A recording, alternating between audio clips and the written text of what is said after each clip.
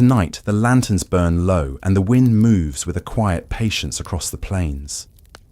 The air carries the scent of wood smoke and dry grass, and somewhere far off, a lone coyote gives a short, sharp cry before the silence folds back in. The year is 1873, and the night is Halloween.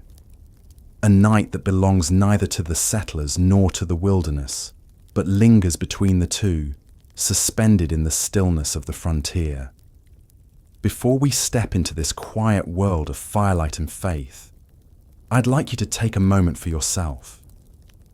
If you are listening from the cities, or from small towns, or perhaps from a quiet place half a world away, I welcome you warmly. Tell me in the comments where you are listening from and what time it is where you are now. Is it evening, midnight? Are you settling in for rest or keeping company with the quiet hours? Take a breath. Let the weight of the day fall away. Adjust your blanket, dim the lights, and allow the stillness of this moment to meet you. Press like if you enjoy wandering through forgotten nights like this, and subscribe if you wish to keep traveling with me through places where memory and silence linger. Now, let us return to the night where the prairie wind hums low and the lamps flicker in windows of rough-hewn cabins scattered beneath a vast moonlit sky. The plains stretch for miles in every direction, a great dark ocean of tall grass moving under the weight of the wind. The land is flat and endless, interrupted only by the jagged lines of cottonwoods near the creek and the soft rise of distant hills that blur beneath the pale silver light of the moon. It is a country too wide for sound to carry far, and yet every sound that does appear, the bark of a dog, the cry of an owl, the creak of a gate, seems amplified, made sharper by the open distance. A single cabin stands alone at the edge of a sparse settlement, its timbers darkened by weather, its roof patched with tar and bark. Smoke rises from its chimney in a slow, steady line, faint against the stars. Inside, the faint glow of firelight shifts across the walls, turning the rough boards a deep amber. The family within has gathered close, keeping to their customs, holding to their small rituals as the night outside presses near. The father sits nearest the hearth, a broad man with hands worn hard by ploughing and fence work. He has the stillness of one accustomed to waiting, for rain, for harvest, for the slow turn of seasons. His wife moved quietly between table and fire, her shawl drawn close, her movements precise and unhurried.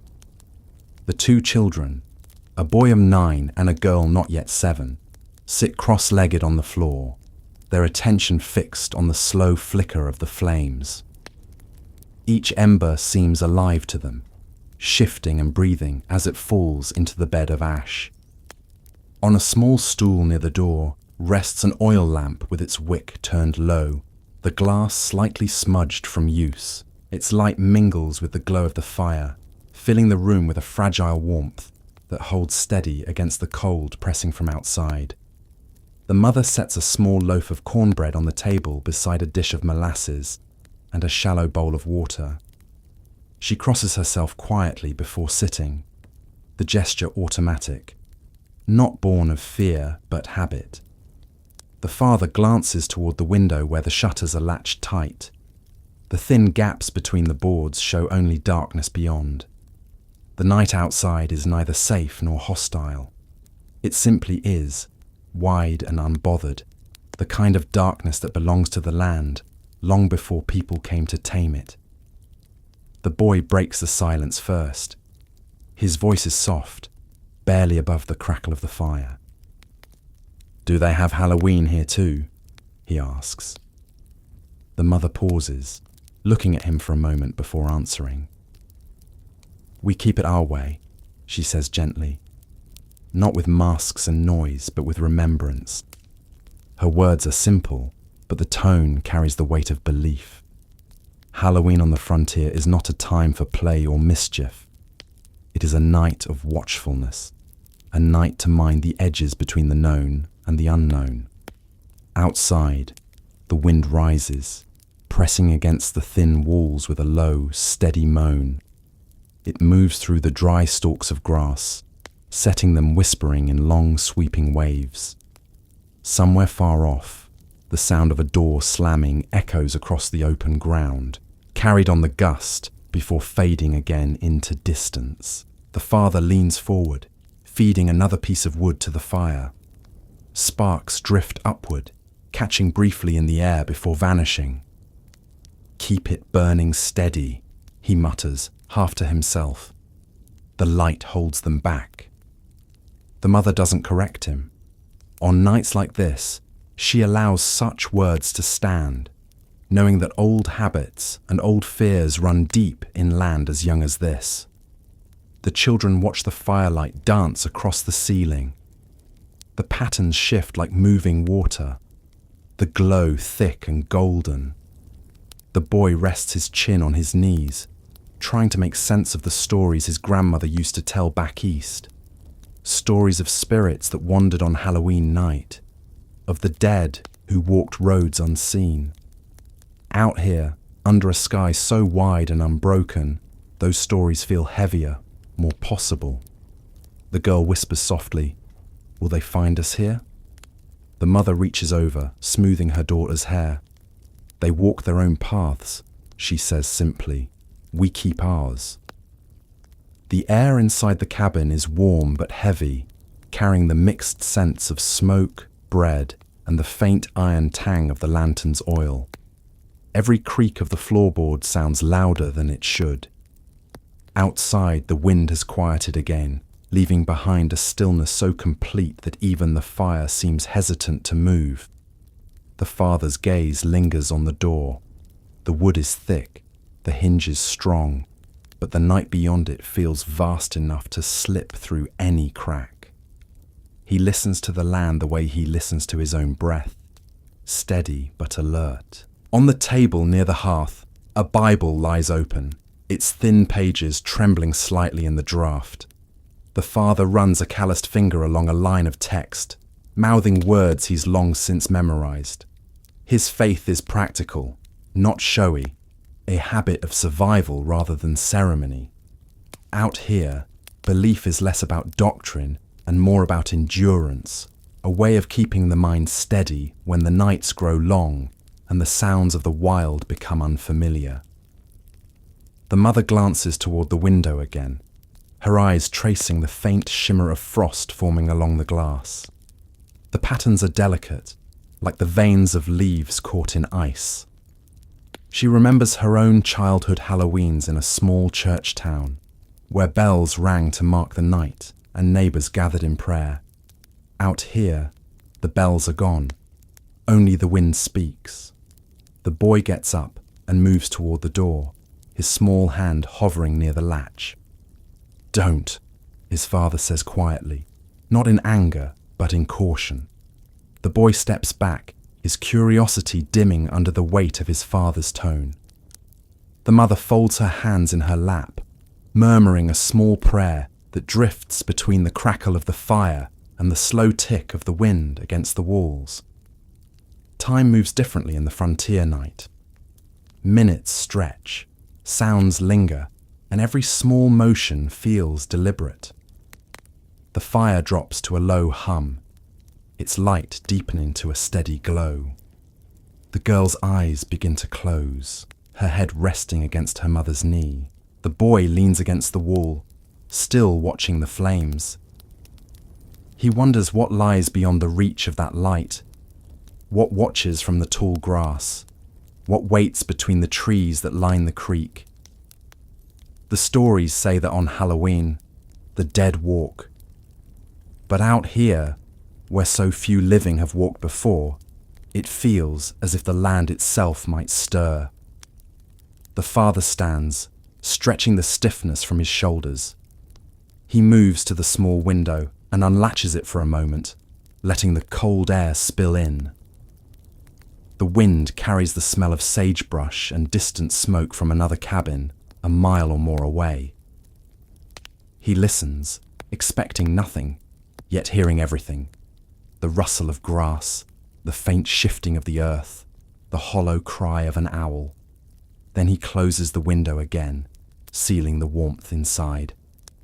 In the corner of the cabin, near a trunk that serves as both seat and storage, hangs a coat made of heavy wool. Beneath it, an old rifle leans against the wall, its barrel dull in the firelight. It has not been fired in months. The father keeps it nearby, not from fear of man, but of what man cannot name. The wilderness is not cruel, he tells himself. It simply keeps its own order. Yet on this night, as the light falters and the dark settles deeper, the line between order and chaos feels thin. The mother takes the bowl of water and sets it near the hearth. It is clear still, reflecting the light of the flames in faint ripples. For them, she murmurs, and the father nods. The offering is small but sincere. They have kept it every year since her grandmother's time, a gesture for the wandering dead, a mark of respect. The children do not question it. They have learned that silence often carries more meaning than explanation. The night deepens, the wind returns, gentler now, brushing against the cabin like a slow exhale. The sound of the grass moving in waves outside becomes almost soothing. The boy's eyes grow heavy, his thoughts drifting between wakefulness and sleep. The girl stirs briefly, muttering something about lights in the field, then falls quiet again. The father adds one last piece of wood to the fire, and the room fills once more with a steady warmth. He looks at the flame, watching it twist and settle. The light feels alive, aware, as though it too understands the need to remain steady until morning. The land beyond the window remains vast and silent. The horizon is faint beneath the rising fog, and the stars have dimmed behind a thin veil of cloud. In the far distance, faint and uncertain, there is a flicker of another light, perhaps another cabin, or perhaps the echo of something older, something that has watched over these plains since before men came to build fires upon them.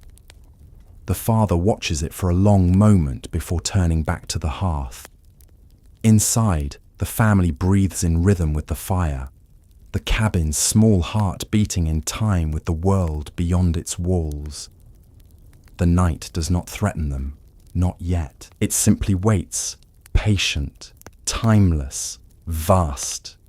The mother lowers her voice to a soft hum again, an old tune carried from her childhood, and the room settles into its slow, steady rhythm. The fire hums, the wind sighs, the plains stretch endlessly into shadow. The lantern on the table flickers once, the flame drawing long, then returns to stillness. The boy's breathing slows. The girl's head tilts against her mother's arm. The father's eyes linger on the window, on the faint glint of frost crawling along the frame.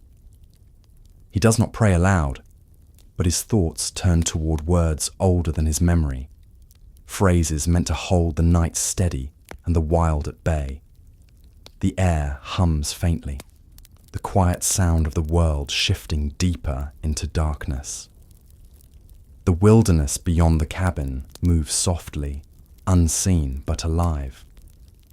Branches creak under the weight of wind, and the faint rustle of movement travels through the grass. Whether animal or something less explainable, it passes quietly, leaving only the faint echo of sound against silence. Inside, the family feels it without naming it, a shift in the air, a reminder that they are guests in a land far older than themselves. The fire burns on, steady and low, its light casting long shapes across the walls that bend and sway with each motion of the flame. The night breathes through the cracks of the window and under the door, cool and dry, pressing gently against the warmth within. The rhythm holds, the hum of wind, the pulse of fire, the quiet, patient heart of the frontier. And as the lantern burns lower and the frost thickens on the window glass, the line between faith and fear softens into stillness. The night deepens, not ending, only stretching forward, leading quietly into what waits beyond the circle of firelight. The fire holds steady through the quiet hours, its glow washing the cabin walls in slow waves of amber light. The logs shift now and then, breaking the silence with a soft crack.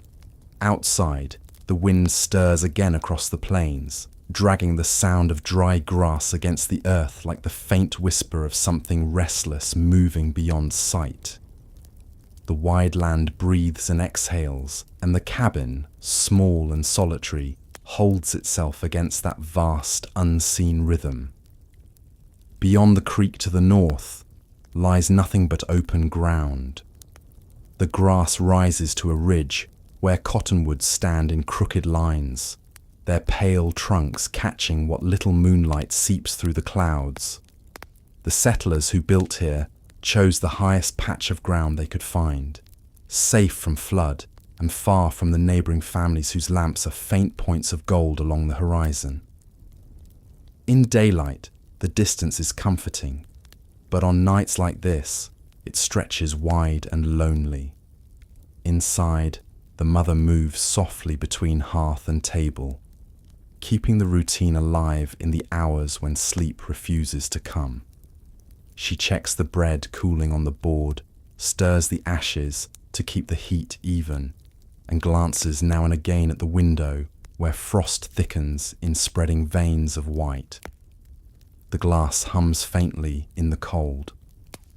Behind her, the father sits with his elbows on his knees, head bowed, eyes half closed. His breathing is steady, though not deep enough for rest.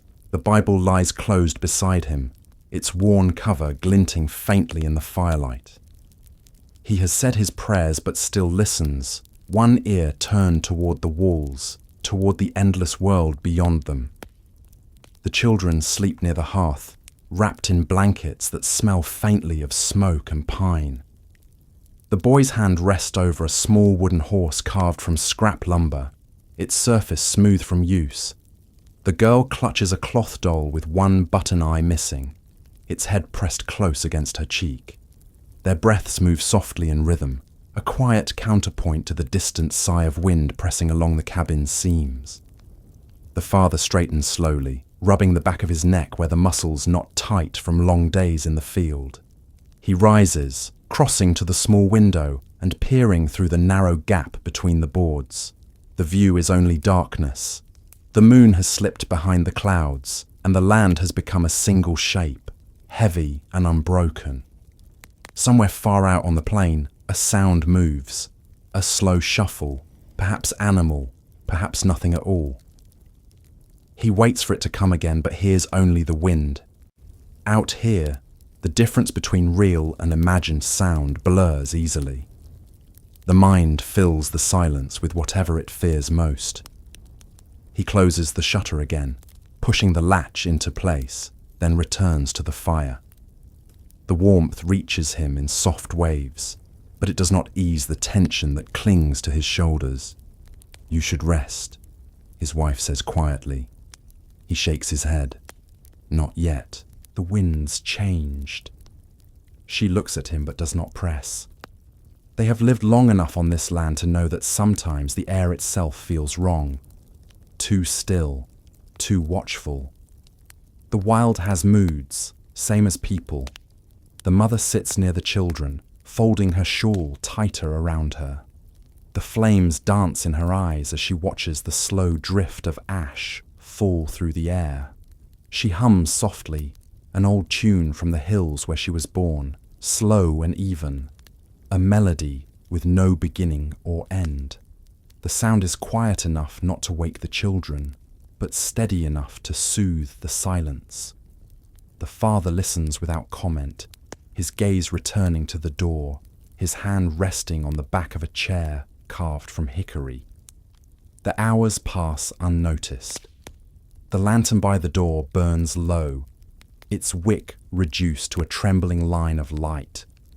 The mother rises to turn it down further, her movements unhurried, deliberate, almost ceremonial. She wipes the glass with a folded cloth and sets it back in place. The small flame reflects across the iron latch of the door, glinting like a watchful eye. The wind shifts again, this time carrying with it the scent of something faint and distant. Smoke, but not their own. The father catches it first, his head tilting slightly, nostrils flaring. "Someone burning," he murmurs. The mother pauses, listening, then shakes her head. The air tastes of ash, but not wood smoke. It is sharper, heavier, a smell that sits at the edge of memory, but does not belong to the present. "Might be the valley," she says quietly. "Wind carries strange tonight." He doesn't answer. He knows the scent of burning wood, and this is something else, older, more metallic, like scorched earth or stone struck by lightning. The fire flares briefly as another log settles, and the sound fills the room. The girl stirs in her sleep, murmuring something too soft to make out. Her mother leans down and brushes a hand across her forehead. The child's brow is cool, her breathing calm. The father takes another piece of wood and lays it across the coals.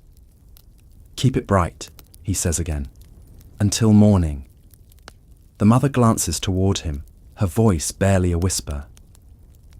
"You think it's just stories?" He looks into the fire for a long moment before answering. Stories come from somewhere. Outside, the world has fallen into stillness. The wind moves only in slow breaths, and even the small sounds of the night, owls, crickets, coyotes, seem to have folded into silence. The cabin stands like a single ember in a sea of dark. Its walls creak as they cool, wood shifting against the iron nails that hold it together. The father listens to each noise with quiet precision, his mind measuring distance and direction, sorting what belongs to the living from what might not. He walks to the back door, the one that opens toward the small shed and the water barrel. The latch is firm, the hinges secure, but he tests them anyway. The barrel outside knocks softly against its post, moved by a faint breeze. The sound is steady, harmless, but the rhythm feels too deliberate, too patterned, like a hand knocking from the other side of the dark. He waits, counting the seconds between the soft thuds. 1, 2, 3. Then silence. He stays still a moment longer, then returns to the fire without speaking. The mother's eyes follow him as he sits. She knows better than to ask. Out here, the mind learns to leave silence unbroken. Instead, she picks up the bowl of water from beside the hearth, holding it carefully in both hands. The surface is calm, glassy, reflecting the firelight in a narrow band. "Still," she murmurs, "like the pond at dawn."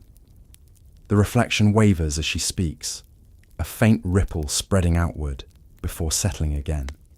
The boy stirs, half waking. "Mama?" She turns, smiling faintly. "Go back to sleep," he nods, eyes barely open. "I thought I heard something." "Only the wind," she tells him. He accepts the answer and drifts back into rest. Yet she listens now too, straining for the faint sound that might have woken him. The fire hums low, the wind sighs once, and then nothing. The father stands again, pacing quietly, his boots soft against the packed dirt floor. He stops near the corner, where a cross of dried cedar hangs from a nail, tied with twine. It was made by a traveller 2 winters ago, a man who claimed it would keep storms from tearing roofs and spirits from crossing thresholds. Most settlers would have laughed. The father hadn't. He leaves it hanging there still, not from belief, but from caution. The plains are not a place for arrogance.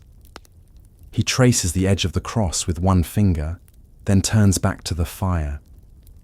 The light catches his profile, the lines around his eyes, the hollows of his cheeks. the roughness earned by years under the open sky. The mother watches him, her thoughts distant. "You think the land remembers?" she asks softly. He doesn't look at her. Everything remembers. Outside, something stirs. Not wind this time, but movement. Slow, deliberate, heavy enough to bend the grass. It passes near the wall where the children sleep, brushing faintly against the boards. The sound is so light it might be the wind returning, but the rhythm is uneven, halting, like footsteps muffled by soil. The father freezes, head tilted, breath held. The mother's eyes follow his. For several long seconds the world is a held breath. Then the sound fades again, lost to the distance, or to the night's trick of hearing. He exhales, low and steady. "Could be a deer," he mutters. She nods, though she knows no deer walk this close to smoke and light. The mother picks up the iron poker, stirring the coals until the flames rise again, pushing back the shadows. The warmth swells, bringing with it the faint scent of resin from the pine logs. The room brightens slightly, and the unease recedes, though not completely. The firelight glows along the curve of the water bowl, turning its surface into a small mirror. For a moment, it seems to shimmer with motion that isn't from the flames, a faint distortion that passes as quickly as it comes. The father sits again, rubbing his hands together near the fire. "These nights make a man think too much," he says, almost to himself. "That's what the dark wants," she replies, half smiling. "To be thought about." The words hang between them, simple and true. Out here, darkness is not just the absence of light. It's a presence, a weight that fills the horizon and presses against the heart. The settlers who survive longest are the ones who learn not to challenge it, only to acknowledge it, to keep their lamps trimmed and their prayers short. The night stretches on. The stars appear again through a break in the clouds, cold and sharp above the plains. Their light does little to touch the ground, yet the sight of them eases something in the father's chest. He looks through the window's narrow slit, tracing the constellations he remembers from home. The same stars hang above the old world and the new, above city and wilderness alike. For a moment, the frontier feels smaller, as though the sky itself leans down to listen. The fire burns lower. The logs collapse inward, releasing a soft hiss. The mother covers the children more tightly, then sits beside her husband. Their shoulders touch, and the warmth between them feels stronger than the heat of the flames. He reaches for her hand, his grip firm but quiet. They do not speak. Words, at this hour, feel unnecessary. Outside, the plains remain silent. The faintest echo of sound rises from the creek. A single splash, too heavy for fish, too isolated to be repeated. The father's hand tightens briefly, then loosens again. He tells himself it's only a branch fallen from the cottonwoods. The mother leans slightly toward him, eyes on the fire. They stay like that for a long while, unmoving, listening to the world breathe around them. Eventually, the boy stirs again, waking fully this time. "Papa," he says softly. The father looks over. Something outside. His voice is calm but certain. "I heard it again." The father nods slowly, stands, and reaches for the lantern by the door. The mother rises too, but he shakes his head. "Stay with them." He opens the latch just enough to lift the lantern and peer through the narrow gap. The cold air hits him like water. The field beyond glows faintly under the moonlight, the grass swaying in long, slow ripples. Nothing moves. He listens, counting heartbeats. Then, faintly, he hears it again, a dragging sound, far off, like fabric caught in the wind or something heavier being pulled across soil. He closes the door softly, sets the lantern back down, and says only, "It's moving north." The mother nods, her expression unreadable. She crosses herself once, then settles beside the children again. The father adds another log to the fire, watching the sparks leap and vanish. "If it means harm," he says finally, "the fire will tell us." She glances at him. "And if it doesn't, then it will still burn," he answers.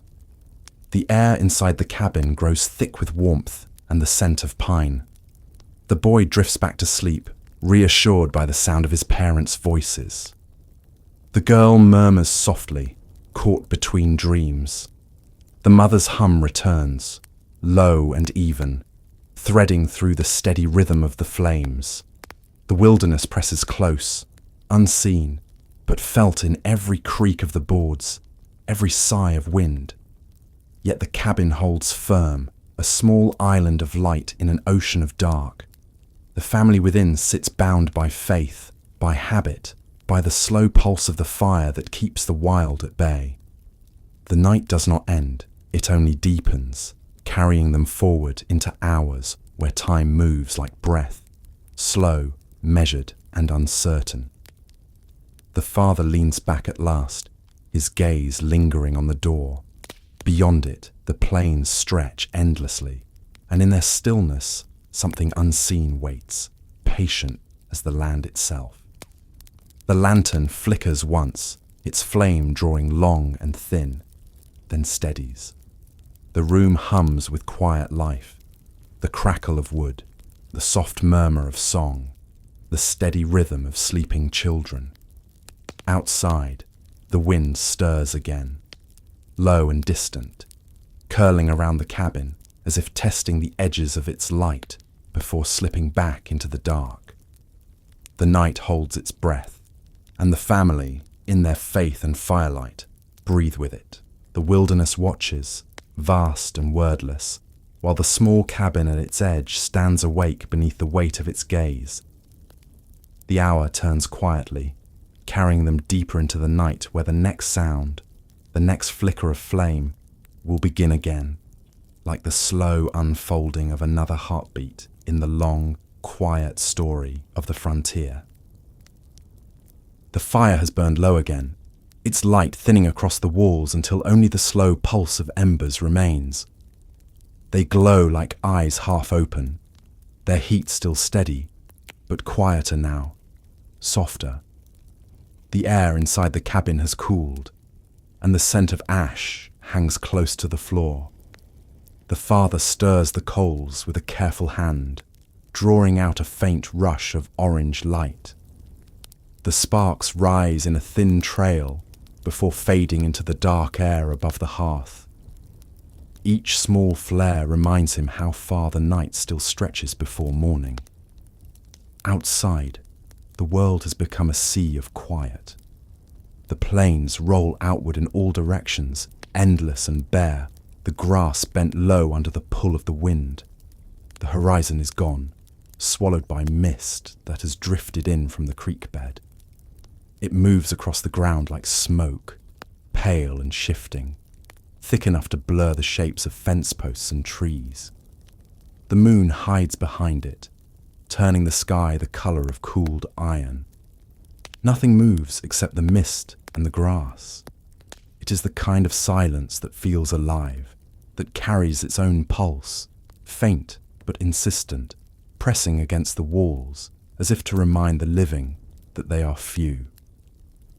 The father watches the window. His reflection meets him there, faint and unsteady, layered over the darkness beyond. For a moment, he imagines another face looking back, one not his own but shaped from shadow and frost. He blinks, and it's gone. He knows better than to mention it. The night has ways of making eyes lie. The mother sits with her hands clasped around a cup of water, its surface still. She hasn't spoken for some time. The children sleep again, breathing softly beneath their blankets, their bodies small islands of warmth in the cool air. The mother glances at them now and then, her expression calm, though the tightness around her mouth betrays a quiet unease. The sound of the wind has changed. It no longer moves in gusts, but in long, even breaths, like something vast drawing air through the grass. She sets the cup down carefully, not wanting the sound to carry. The father glances at her, then at the door. The latch holds firm, but his gaze lingers there anyway. Beyond it lies everything they came here to claim, and everything that refuses to be claimed. Land, sky, silence, and the unseen spaces that breathe between them. He thinks of the stories the old men told when they first settled the valley, of lights that moved across the plains in the dead of night, of fires that burned where no one lived, of shapes that followed the wagons at a distance and disappeared with the dawn. He'd never seen such things himself, not clearly, but he's felt them. The same way he feels now that something out there watches the flicker of their fire through the cracks of the shutters. It is not a thought he welcomes, but one that returns each year when the nights grow long and the air grows thin. The plains have memory. They remember what they were before the cabins came, before fences and ploughs, before men called the land their own. And memory, once stirred, does not rest easily. He picks up the poker again, turning the embers to coax them back into light. The coals flare, glowing red, painting the room in new shades of warmth. The mother's face catches the light, her features soft but tired. She looks at her husband and sees the same strain in him that she feels in herself, a quiet endurance born of too many nights spent listening to the world breathe on the other side of thin walls. "It's only wind," she says, more to herself than to him. He nods, though neither of them believe it fully. From somewhere far off, a flicker appears. The father notices first, a faint glint of orange against the dark horizon, distant but sharp enough to catch the eye. He leans closer to the window, squinting. The light swells, then fades, then swells again. It could be another fire, another cabin, but the nearest neighbour is nearly 2 miles away, and their lamp would not reach this far. He says nothing at first, only watches. The mother follows his gaze and sees it too. "Do you think it's them?" she whispers. He hesitates before answering. "No," he says. "That's too far east." The light moves again, shifting along the ground as though carried by unseen hands. It brightens, dims, then disappears altogether. The father stays by the window long after it's gone. The mother reaches for her shawl, pulling it tighter. Neither of them mention what they're both thinking, that sometimes on nights like this, the land itself seems to catch fire in places no one can reach, small flickers that vanish before anyone can find the ashes. He returns to the hearth, sitting close to the warmth. The silence stretches until the faint creak of wood reminds them of the cold outside. "It's the mist," the mother says finally. "It tricks the light." He nods again. "Maybe," but the word feels thin. The boy wakes a few minutes later, drawn by the sound of the poker scraping the grate. He sits up, blinking at the dim room. "Is it morning?" he asks. His mother smiles faintly. "Not yet. Go back to sleep." He looks toward the window instead. The wind stopped. She follows his gaze, realizing he's right. The air is still now. The quiet that follows is heavier than before, thicker, as if even the land itself has paused to listen. The father listens too, every muscle still. The silence feels wrong, shaped and expectant. Then, from far off, a new sound rises, low and steady, like something dragging through tall grass. It moves slowly, not hurried, and carries the faint metallic scrape of weight against earth. The father's hand closes around the poker again. The mother's eyes find his, wide but steady. He doesn't speak. The sound comes again, closer now, then stops. Minutes pass. Nothing follows. The father stands, moving quietly to the door. He touches the latch but does not open it. The wood is cold under his hand. He waits. Then, faintly, from outside, comes the soft, irregular crackle of fire. Not the bright snap of burning logs, but a distant smoulder, muted by fog and distance. He feels it in his chest as much as he hears it. The mother stands now too, holding the edge of the table for balance. "Someone's burning brush," she says, her voice low. Maybe. But they both know there is no one out there tonight. The smell reaches them next, faint, sharp and dry, like grass burning without wood. It seeps through the cracks in the door and mingles with the scent of their hearth. The boy stirs again, sitting up. "Smoke," he murmurs. "I smell it." The father moves quickly, setting a hand on his shoulder. "It's nothing to worry about," he says. "Stay close to the fire." But the boy's eyes stay fixed on the door. The sound fades after a while, leaving only silence behind. The smell lingers longer, caught in the seams of the wood and the fibres of their clothes. The mother opens the window slightly to let in air, but the cold that enters feels thick and heavy, as though it carries the smoke back in rather than letting it escape. She closes it again, her hands trembling faintly. The father tends to the fire once more, building it higher this time. The flames climb the chimney, bright and alive. The light chases the shadows back into the corners of the room. He sits down heavily, exhaling through his nose. "It's passing," he says. She nods, though she doesn't look convinced. Her eyes keep drifting toward the window. Outside, the fog begins to thin. The stars reappear, distant and cold. The light on the horizon is gone. In its place, the faint shimmer of frost spreads over the grass, catching the moonlight like a sheet of glass. The air is still, and the world feels held between breaths. The boy finally lies down again, his hand resting over the carved horse. The girl rolls in her sleep, murmuring softly, words lost to dreams. The mother sits beside them, watching their faces in the firelight. The father's shoulders relax by degrees, though his eyes never leave the hearth. The flames rise and fall in slow rhythm, a steady heartbeat against the quiet weight of the land. When he finally speaks again, his voice is low. "I remember when we came here," he says. "First night. I couldn't sleep. Every sound outside felt like something watching." She nods. "It hasn't changed." "No," he agrees. "I don't think it ever will." He looks toward the window once more. The frost glows faintly, tracing strange patterns along the glass, lines that curl and twist like handwriting. The mother follows his gaze, leaning closer. The marks are delicate, but not random. For a moment, she thinks she sees letters, shapes forming out of the ice before fading again. She blinks hard, and they're gone.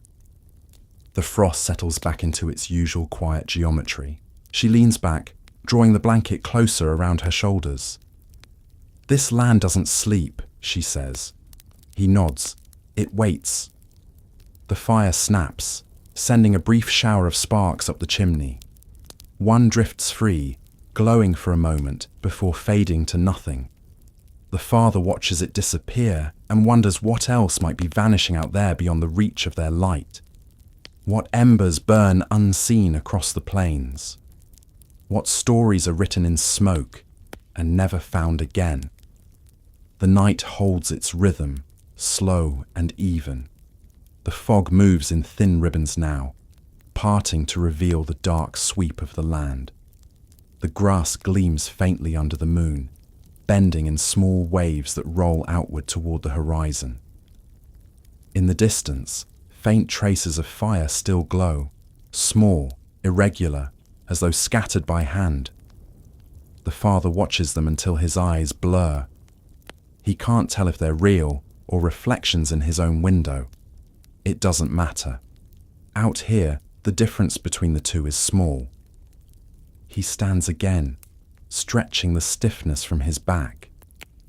The mother follows him to the door, both of them drawn by the pull of the open land. He unlatches it slowly, letting the cold air sweep in. The world outside is vast and silent, the ground silvered with frost. The smell of burning has faded, replaced by the clean scent of wet earth and cold air. He steps onto the small porch, lantern in hand. The flame trembles but holds. The plains stretch wide beneath the stars. The faint curve of the creek glints in the moonlight. And beyond it, nothing. No light, no movement, only space. He listens again for the sound of fire, but hears nothing. The silence is deep enough to feel in his bones. The mother stays at the doorway, her shawl drawn close. The lantern's glow spills across the porch boards, turning the frost to glimmering beads. He raises the light slightly, letting it catch the grass. For a brief moment, he sees the faint outline of a path. Flattened blades leading away from the cabin, curving north before disappearing into fog. He lowers the lantern, blinking hard, and the path is gone. Only the shifting silver of grass remains. He steps back inside, closing the door carefully behind him. The warmth of the cabin folds around them again, dense and familiar. The fire waits, steady and low. The children sleep soundly, their breaths slow and even. The mother settles back near the hearth, her eyes still on her husband. "You saw something," she says quietly. He doesn't answer right away. Then, softly, "Maybe just tracks. Maybe nothing." She nods, accepting the lie as necessary. Out here, truth is sometimes too heavy to carry into morning. He sits again, the lantern on the floor beside him. Its flame sways once before stilling. The firelight catches the edge of the Bible, the dull shine of metal on the rifle, the gentle rise and fall of the children's blankets. Everything feels suspended, caught between wake and sleep, between safety and the wild beyond the walls. The embers hum faintly, each pulse of orange light breathing life into the shadows. The father leans back, letting his eyes close for a moment. But even as he drifts, his hand rests near the poker. The mother hums again, the same slow melody she's known since childhood. The sound threads through the air, soft but steady, blending with the quiet crackle of the fire. Outside, the plains remain endless. The frost gleams. The wind returns at last, gentle and thin, sweeping over the land like a sigh. It bends the grass, carries the last traces of smoke into the distance, and moves on. The light from the cabin flickers faintly against the dark, a single ember against the vast empty plains. And somewhere out beyond the reach of its glow, the wild stirs again, patient and unseen, waiting for the next breath of the night to carry it closer. The roof takes the night, the way a barn takes the weight of snow in winter.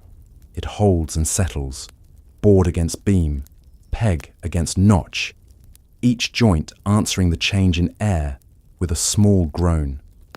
The sound is old wood speaking in simple ways, nothing more at first than timber moving as the temperature drops. Then the sounds grow apart from the weather. They come in a pattern, not a storm scatter, but a measured sequence that moves from the eaves over the hearth to the short span above the bed and back again, as if something walks where there is no floor. The father looks at the ceiling and keeps his face plain. He does not want the children to read anything in it.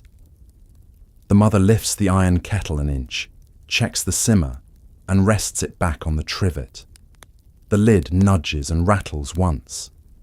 Steam slips out in a thin, steady line, more visible when the fire wakes, and less when the flames fold down to a dull glow. The cabin air is warm near the hearth and cool near the door. The difference lays a thin film on every surface. The window glass gathers damp and then beads it into lines that crawl to the sill. The mother wipes it with her cuff and leaves a clean streak that fogs over again.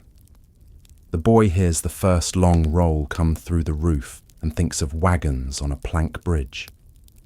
That is how it sounds in his head.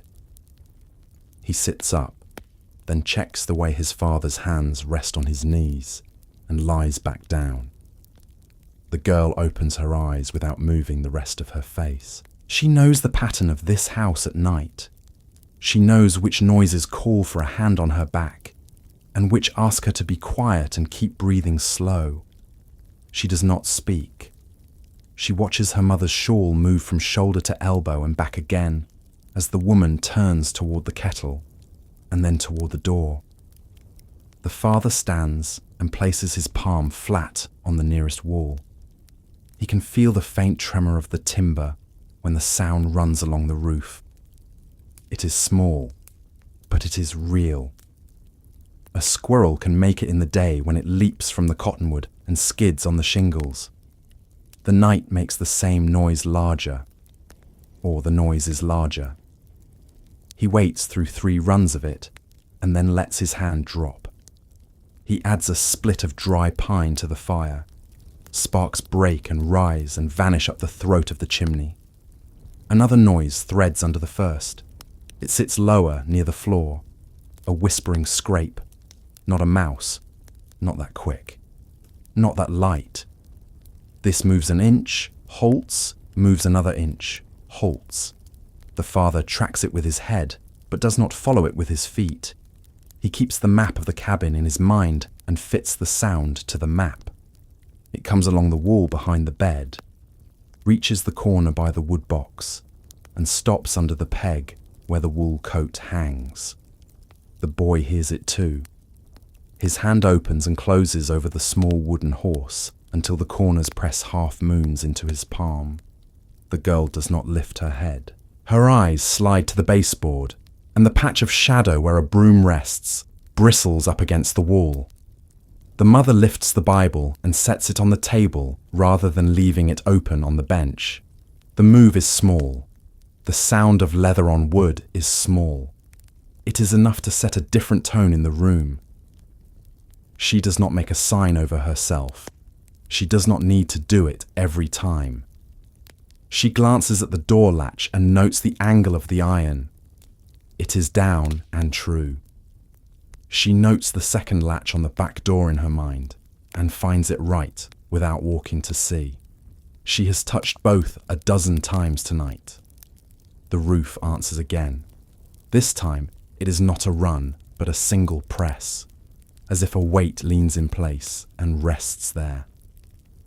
The father steps to the center of the room where he can see both doors and both shutters without turning his back on any of them. He does not pick up the rifle. He is not sure what a bullet would mean if the thing over their heads is air and old stories. He is not sure what a bullet would do if the thing is not. He keeps his hands empty and his eyes set. The kettle knocks softly. The mother slides it aside, lifts the lid and dips a cup. She brings the cup to the boy first and tilts it until the steam rises up into his face. He breathes it and settles by degrees. She does the same for the girl. The liquid is only water tinged by the kettle's iron. It tastes like the well when the bucket brings up the first cold of morning. The girl's shoulders loosen. The mother drinks last, then sets the empty cup upside down and listens again. From the rafters, a fine chaff of old dust shakes loose and floats in the firelight. Each particle turns and lowers through the air. The children watch it because it gives their eyes a proper place to rest. The father watches too because the dust shows any draft the way smoke shows wind. The drift is even. It does not pull toward a crack. It does not move as if something breathes where there is no mouth. It falls straight down and lays a spice of grey on the table where the loaf of cornbread sits under a towel. The mother slides the loaf aside, wipes the table with the edge of the same towel, and folds the cloth so the clean part faces out. The act is homely and firm. It pins the room to the kind of work they understand. She looks at her husband. He nods once, the sort of nod that means he has nothing to change, only more minutes to carry. He stirs the fire a fraction. The coal bed answers with a soft release of light.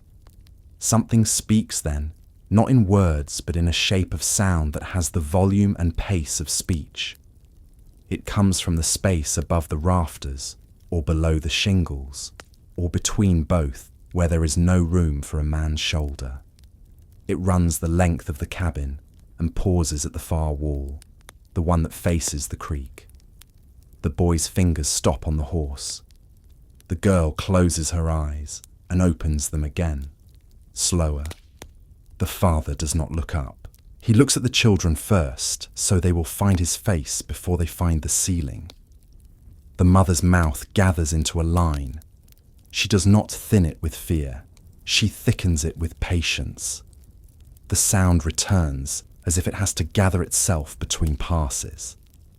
The nearest shape for it is a man talking from the other side of a door with his cheek to the boards. Not loud, not hurried, just there.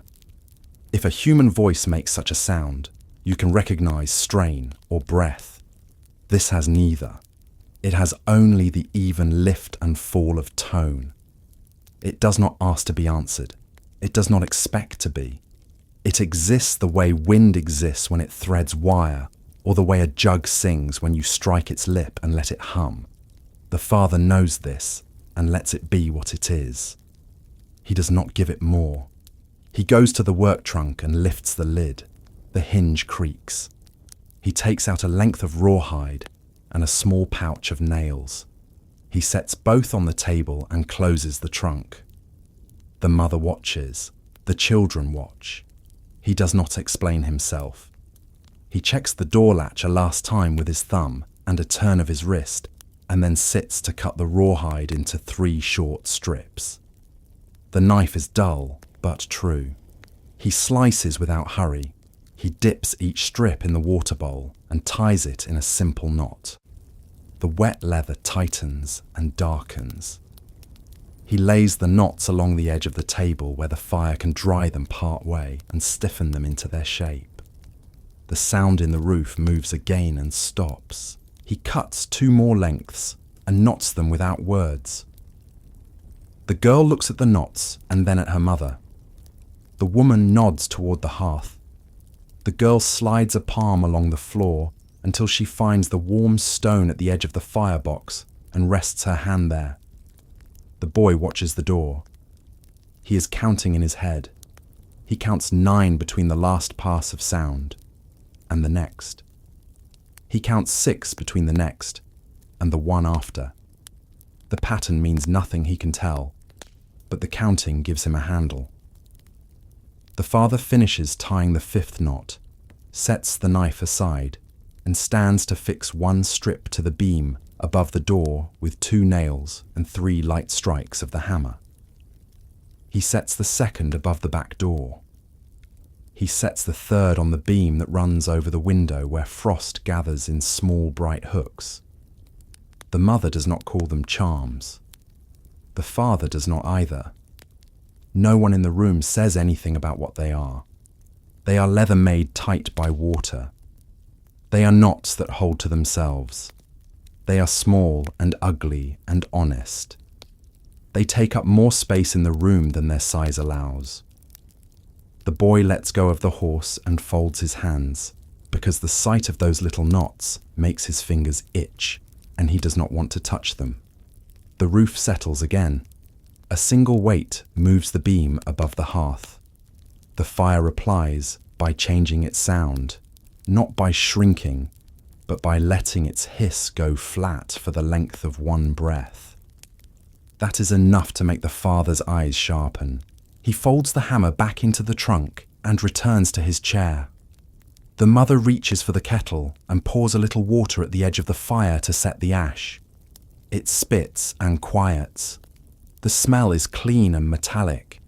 The steam climbs and disappears at the chimney throat. The voice sound resumes. It rolls longer this time and runs a spell of syllables that have shape but no sense. The father thinks of a man talking in his sleep. The mother thinks of the way the prairie sings against wire when a strong wind comes straight on. The children think of nothing. They only take the measure of the room by how their parents sit. The family rides the sound as if it were a small river in spring. When it eases, they breathe deeper. When it tightens, they match it with their shoulders. A new thread crosses the others. It comes from the space below the bed, where the floor sags a little, and the light from the hearth draws a short, bright ruler along the plank edges. It is the lightest of taps, spread over 5 beats, repeated after a pause. The boy leans over the edge and looks under. He sees the woodbox, the rolled rug they use when the nights run colder than this, and the small indent where a knot has worked out of a board and fallen away. No eyes shine back at him. No small body darts. He feels the cool of the floor on his cheek. He pulls back up and meets his father's gaze. The father lifts 2 fingers. Enough. The boy nods and sits against the bed frame again.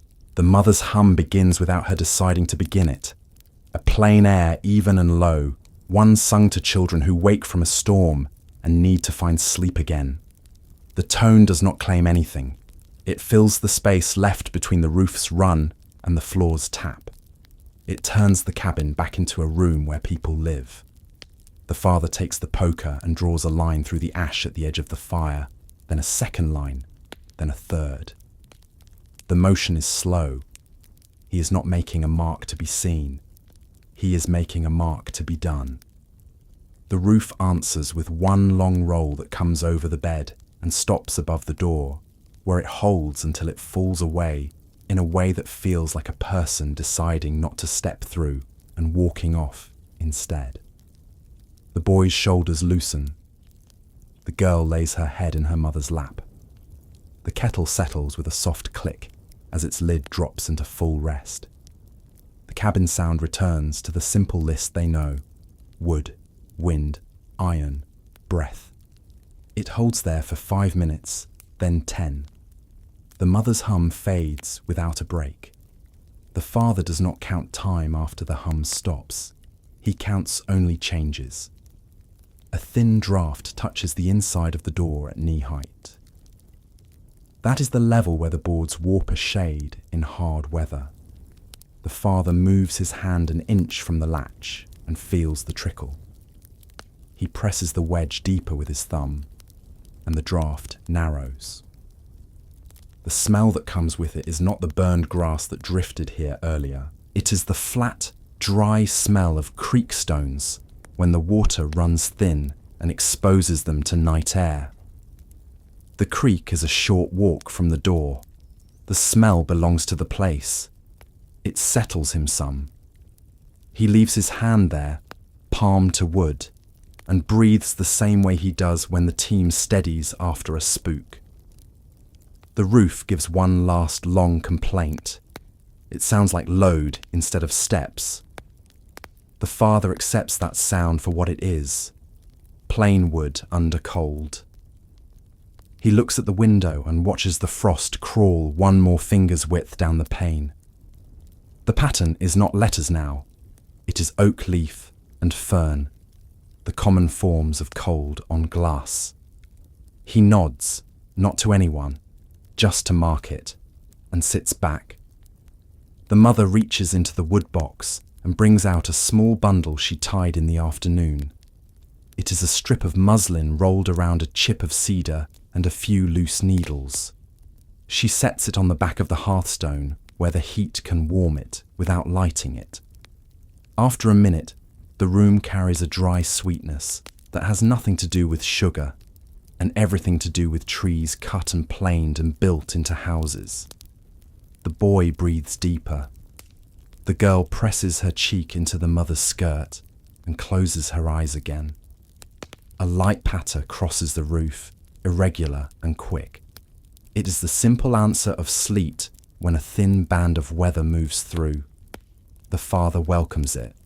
Sleet makes honest noise. It states what it is and moves on. The sound rinses the last shape of speech out of the timbers. The roof cools a fraction more and then rests level. The sleet passes in 5 minutes. The silence that follows is open and clean. The mother turns one page in the Bible and reads a single verse without saying it out loud. She does not pick one for protection. She picks one for steady work. Watch, keep, endure. She closes the book and puts it back down with the spine parallel to the table edge. The father lines the poker on the hearth so its handle cannot be kicked by a child's foot. The boy slides the wooden horse under his blanket where it will not fall and clatter. The girl curls on her side and brings her knees up halfway, a shape that keeps heat. From the far distance, a fox calls once, a short bark, then another. The sound is precise and small. It tells the father that the world outside is still made of the things it was made of yesterday. He lets a bit more air into his lungs without thinking. The fire responds to the room's looseness. It takes a breath too, and the center of the coal bed brightens. The kettle gives up its last thread of steam and quiets altogether. The father touches the leather knots with his eyes and not his hands. He notes the way they have dried, the way they have taken their fixed shape, the way they look uglier and more certain now that the water has left them.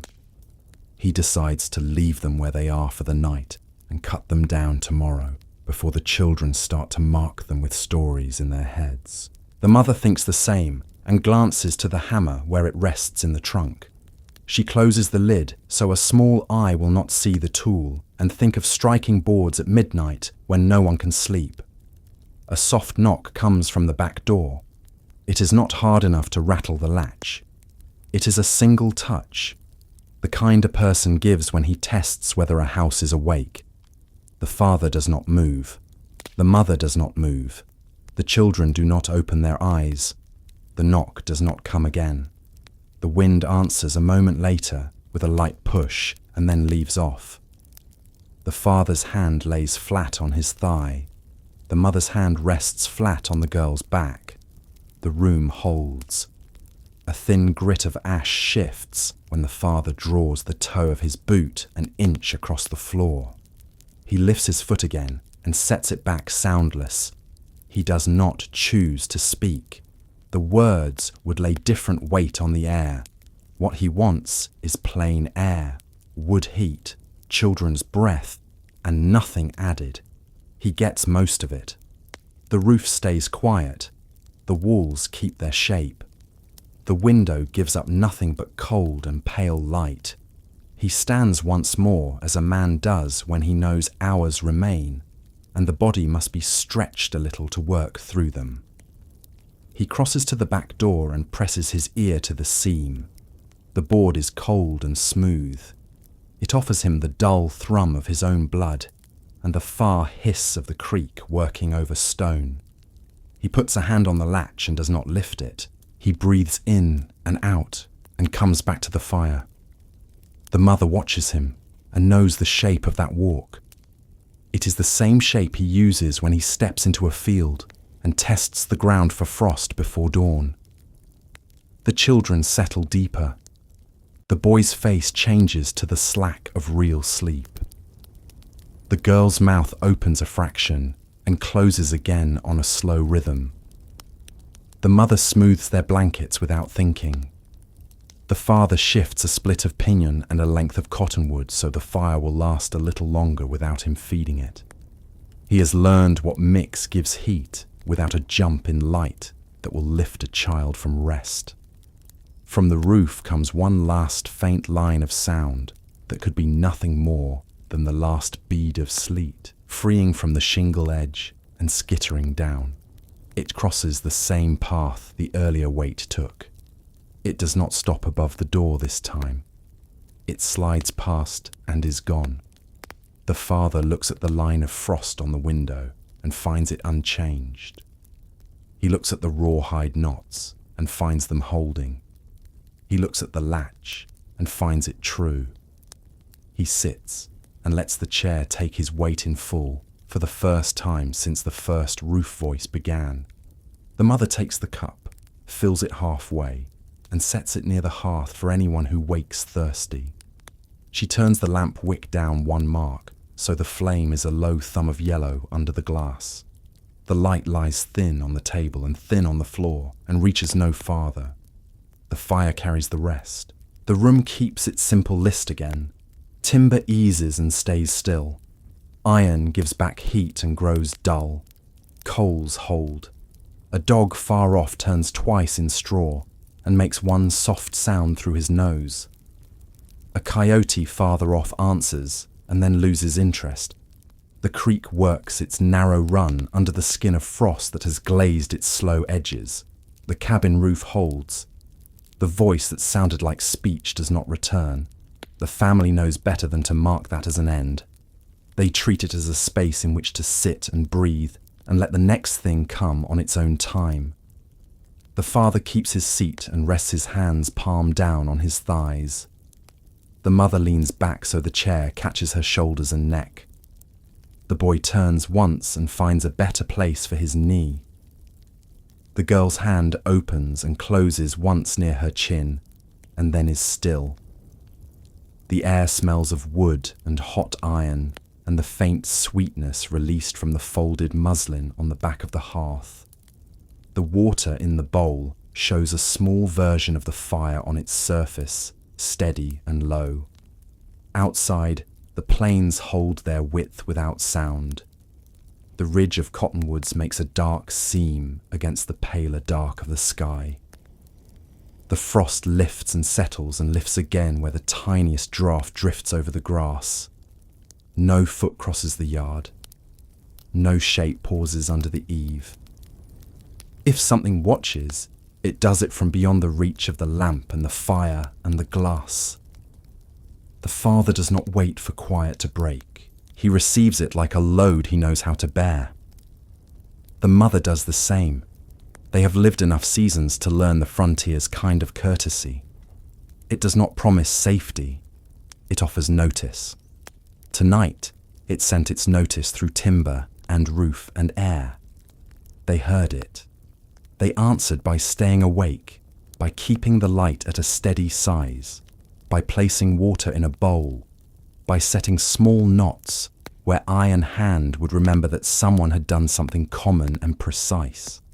The roof no longer draws the ear. The floor no longer runs with a slow, measured scrape.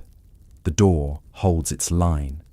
The window gathers its frost and keeps it. The room folds back into the shape it has on any late hour when the stove gives slow heat. And a man thinks one plain thought at a time, until the thought thins and sleep takes it away. The father lets his head tip forward a degree and holds it there, not asleep, not fully awake, ready to meet any new sound without a start. The mother's hum does not return. It is not needed in this stretch. She allows the new quiet to be what it is. The night has not gone anywhere. It is the same length it was a few hours ago and the same weight. It simply sits closer now without pressing. The timbers accept it. The family accepts it. There is nothing to name in this except the way the pieces fit. Fire in a box, water in a bowl, wood in a frame, 4 bodies in a small room, roof above them holding its line. The hour turns without remark, and the air that comes through the tiniest seam has the clean cold of the creek and the field beyond it. The sound that rises next is not a voice. It is only the slow collapse of a log into a brighter bed of coals, the kind of change that gives a few minutes of even light before the room shifts forward into what follows, and the walls receive the next thing the night intends to bring. The wind returns near midnight, not sudden, not violent, but steady. the kind that moves through the grass in long waves and carries with it the smell of far places. It slips between the cracks of the cabin walls and sighs along the beams as if tracing every line of the wood by memory. The sound finds its way through the narrow chimney, turns once in the throat, and hums low in the room. It brings no rain, no dust, no chill sharper than before, only sound and something else, something lighter than words, that settles on the air like the faint aftertaste of thought. The father opens his eyes without moving. The fire has fallen to embers again, their colour a deep, living red. They breathe with the same slow rhythm as the wind, flaring gently and then dimming to a soft pulse. The boy sleeps on his side, the girl curled beneath her mother's arm. The mother's head has dipped forward, her breathing even, but not deep. She is not far from waking. The body knows when it cannot sleep too hard. The father listens. He counts the beats of the wind against the roof, how it builds and then folds, builds and folds again. It is a sound that has filled every night of his life. Yet here, in this place, it feels different, older somehow, as though the land itself is speaking through it. He remembers the words the trapper had said years ago when they first came west. The wind here doesn't just pass through, it remembers you. At the time he had laughed. Now, with the wind pressing faintly through the seams of the window and the fields whispering in reply, the memory sits heavier.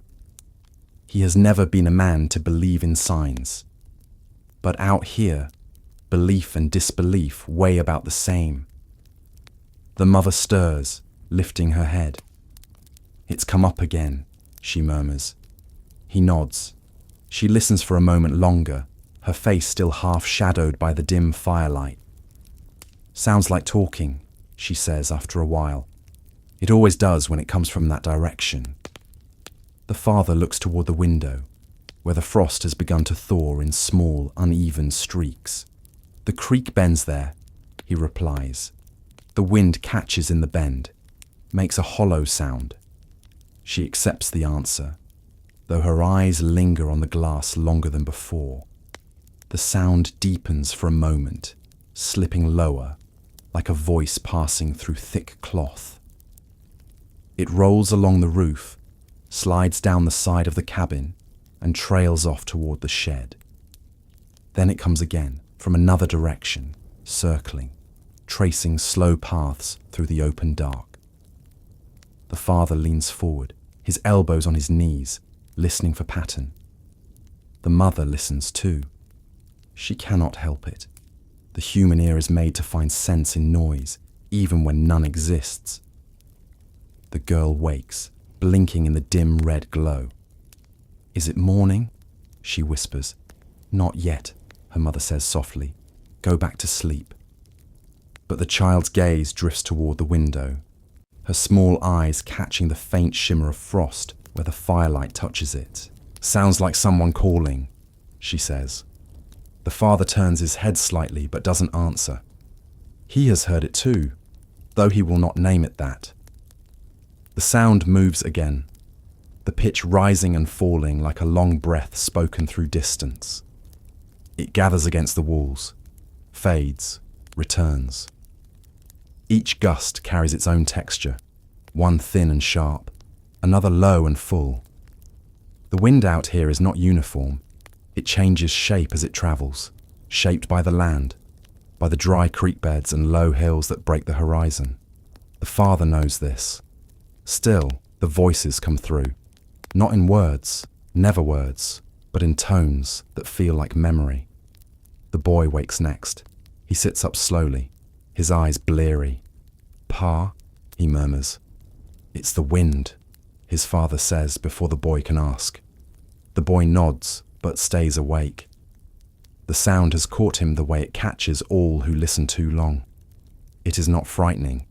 It is just strange, too close to the rhythm of speech to be ignored. The mother smooths the girl's hair, guiding her head back to her lap. "You remember what your grandmother said about nights like this?" she whispers. The boy shakes his head.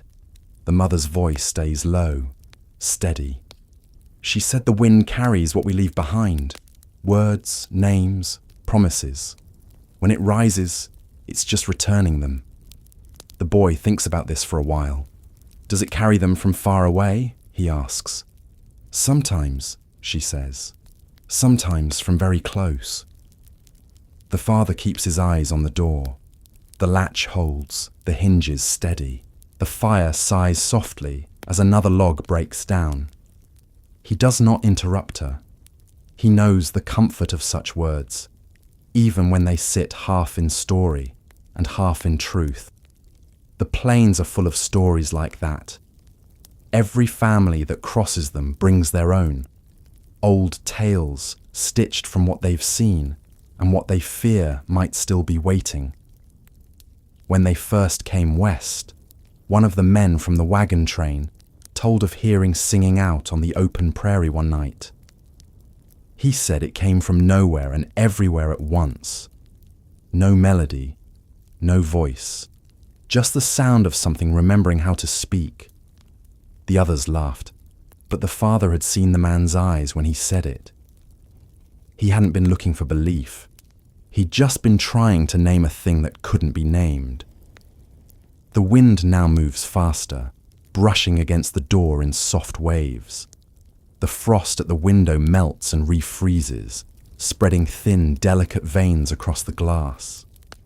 The girl watches it form, tracing the patterns with her finger. Looks like feathers, she says. Her mother nods. Maybe it is, she murmurs. The wind carries them too. The father rises and crosses to the window. He rests his hand against the frame. The cold bites his skin through the wood. Outside, the mist has returned, lifting from the ground in slow, uneven curls. The grass bends beneath it, glowing faintly under the moonlight. The world looks still, but he can feel its motion, the quiet shifting of air, the endless rhythm that has no beginning or end. He glances back at the room.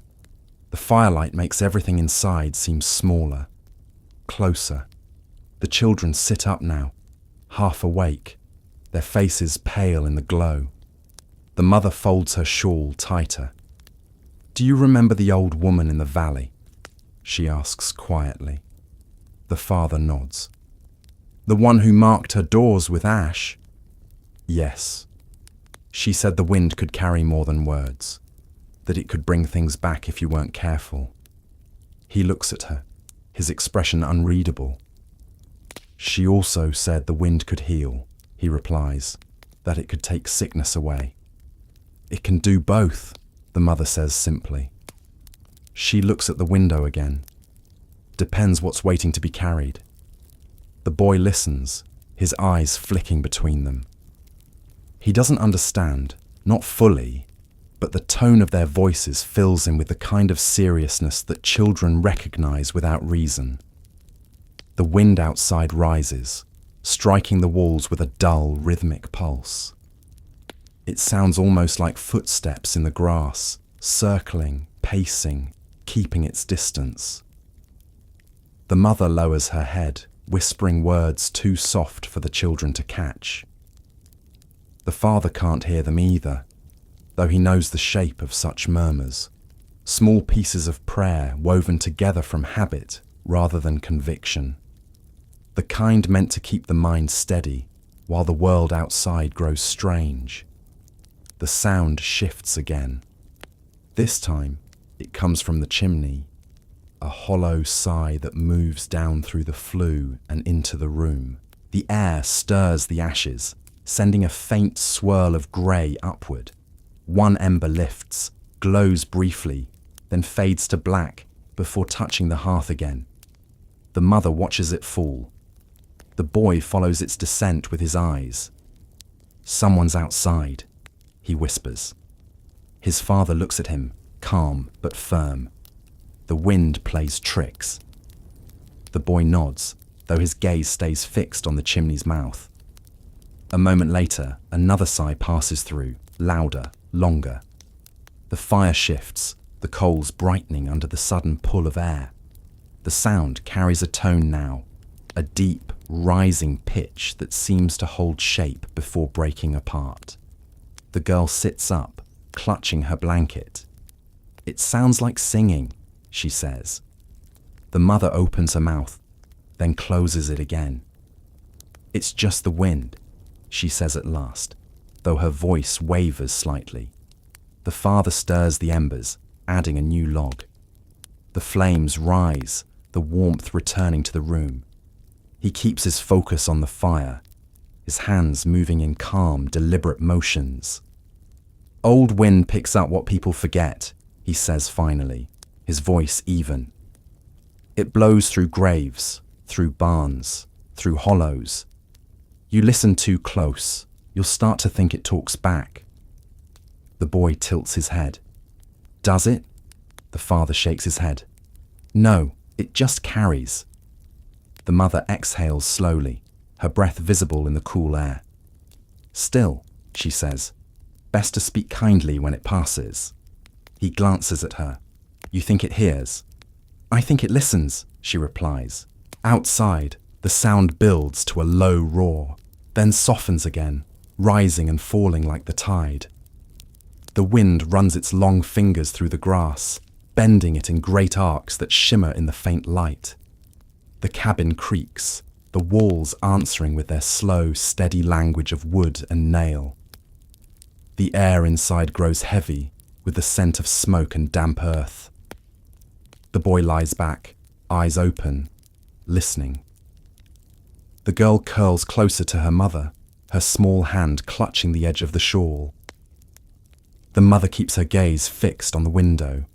The frost patterns seem to move, the lines thickening where the wind presses hardest.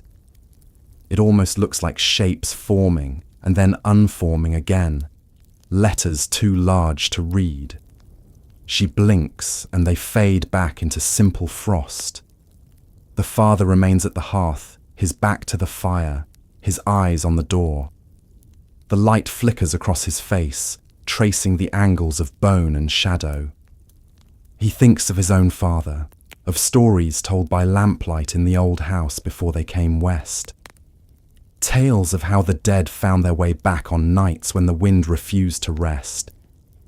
He'd forgotten most of those stories, dismissed them as nonsense when he was young. But now, the memory of them sits close, like the warmth of the fire behind him. Comforting, yes, but edged with something that won't name itself. The sound changes once more. The wind has turned again, blowing from the north now, colder, sharper, carrying the faint rustle of dry leaves. The father moves to the window and lifts the shutter slightly. The night outside is wide and pale, the mist still low to the ground. The grass gleams silver in the moonlight, and far out, near the line of cottonwoods, something flickers. A small movement, no more than a shadow crossing another. He closes the shutter and fastens it again. When he turns, the mother is watching him. "Was it just the wind?" she asks. He hesitates. "Mostly." She nods, understanding the space left in the word. The fire hums softly, steady once more. The wind, for now, begins to ease. It no longer circles the cabin, but stretches itself out across the plains, moving on to other places. The air inside feels lighter. The frost melts from the window. The boy's breathing evens out, his eyes drifting closed. The girl's hand loosens its grip on the shawl. The mother leans her head back, her lips still moving with half-spoken words. The father remains awake, listening. The wind still speaks faintly in the distance, a long, low murmur moving east across the open land. It carries with it the fragments of everything that has ever lived here. The sound of hooves long gone, the creak of wagons that no longer stand, the voices of those who prayed for morning and never saw it. He imagines all of it blending together, scattered by time and distance, returned tonight only for a moment before the dawn takes it back. He watches the embers dim and flare again. The sound outside fades further until only the faintest whisper remains. The wind has moved on, but what it carried lingers. A faint pressure in the air, a residue of thought too soft to name. The father breathes it in and lets it go, the way one breathes smoke or cold. The cabin rests again. The wind has left it untouched, but not unchanged. It always leaves something behind. An echo, a scent, a small reminder that the night is older than the people who pass through it. The father looks once more toward the window, toward the wide, empty land beyond, and then back to the fire. He adds another piece of wood, watching it catch slowly. The flames rise, gentle and steady, and their light folds around the room like a blanket, keeping the dark outside for just a while longer. The wind fades, the room breathes, and the night, patient and endless, continues its quiet watch. The room holds a steady warmth while the hours turn.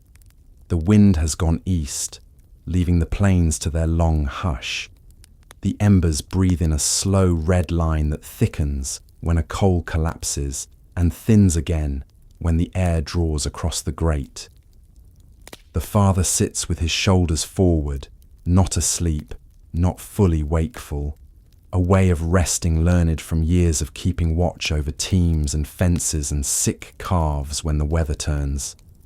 The mother's head tilts back against the chair, her shawl caught beneath her chin. The children drift in and out, hands still and loose under their blankets. The door keeps its latch. The frost along the window eases, then gathers again where a thin run of night air presses through the seam. The father thinks of a man's voice that first shaped these hours in his mind. It took place at a river town 2 winters before they pushed farther west. A preacher with a narrow face and a plain coat stood under a cottonwood and read from a book until the river wind cut his words in half. He did not raise his voice. He let the words be carried and set back down by the moving air. There were only a dozen folks listening. Someone had tied 3 wagons, nose to tail, to break the gusts. The boy was small then and sat in the back of the nearest wagon with his feet dangling, kicking the tongue. The mother stood with the others. The father held the reins of the team and watched the preacher's hands. The man spoke of nights that draw close and carry more weight than others. Not omens, not marvels. He called them days of keeping, hours when a person minds his line and his light and lets the wide world do its work without interruption. He did not say spectre or spell. He spoke of remembering, of the old task of tending. He told them to carry water into the house and set it where the fire could see it. He told them not to call the night by names it had not chosen for itself. He said a house that sets its faith inside the door keeps its balance when the dark sits heavy on the land. No one shouted amen. No one wept. The wind took the edges of his speech and laid them on the river, and the people folded his words into the same pocket where they kept the rule about covering wells and banking coals. The father has kept that kind of rule. He keeps it now. The bowl on the hearth shows a narrow, steady reflection. The Bible lies flat and square. The lamp wick is trimmed thin. He does not name the sounds that come and go.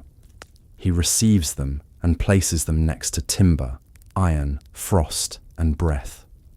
The memory of the preacher stays with him, not because of fear, but because the man's words fit the size of a small room and the work done inside it. Another memory presses forward beside that one, shaped with a different temper. A hunter from the ridge south of the valley came through the settlement one March, with pelts frozen stiff across a pack frame and a face that kept its own weather. He was not a loud man. He traded salt for a mended strap and coffee for a handful of cartridges. He slept sitting up next to his mule and was gone before sunrise. The father had asked him once how a person keeps through the long stretches when the land feels empty and the sky runs wide enough to take a man apart at the eyes. The hunter pointed at the fire that day and said only, "Keep that small and walk without a story in your mouth." The father understood. A man who names too much invites what he named to sit down at his side. A man who stays quiet lets the ground talk on its own and hears what belongs to it. The hunter came again in autumn with a bundle of small bone charms tied with old bootlace. He did not sell them. He set them on the sill while he drank water and then put them back in his coat. He carried little snares that he hung where wind ran through low brush, not to kill, but to read. He said the air writes on string if you give it a line to pull. When he left, the father watched the slow lift and drop of the mule's shoulders until both sets of prints ran into the pale grass. That kind of going puts a shape in a man's head. It sits now while the cabin breathes and the lamp holds steady under glass. The mother shifts and straightens without opening her eyes. Her hand reaches to the girl's shoulder and settles there. The boy rolls once and finds a new place for his elbow and is quiet again. The father stands, crosses the room and turns the log so the new side can face the coals. The flames grow a shade taller, then settle to a firm size. The kettle clicks in a single small note as metal meets a different temperature along its rim. In the backyard, the barrel knocks once against its post, then is silent. The ridge of cottonwood outside remains a dark seam against the grey sky.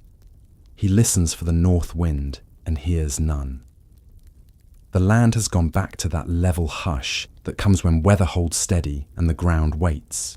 He thinks about the preacher's reading where it said watch and hold fast. It was not a warning in the way folks use the word. It sounded like work. Keep your post, mind your lamp, do not give your place away, because the hour is long.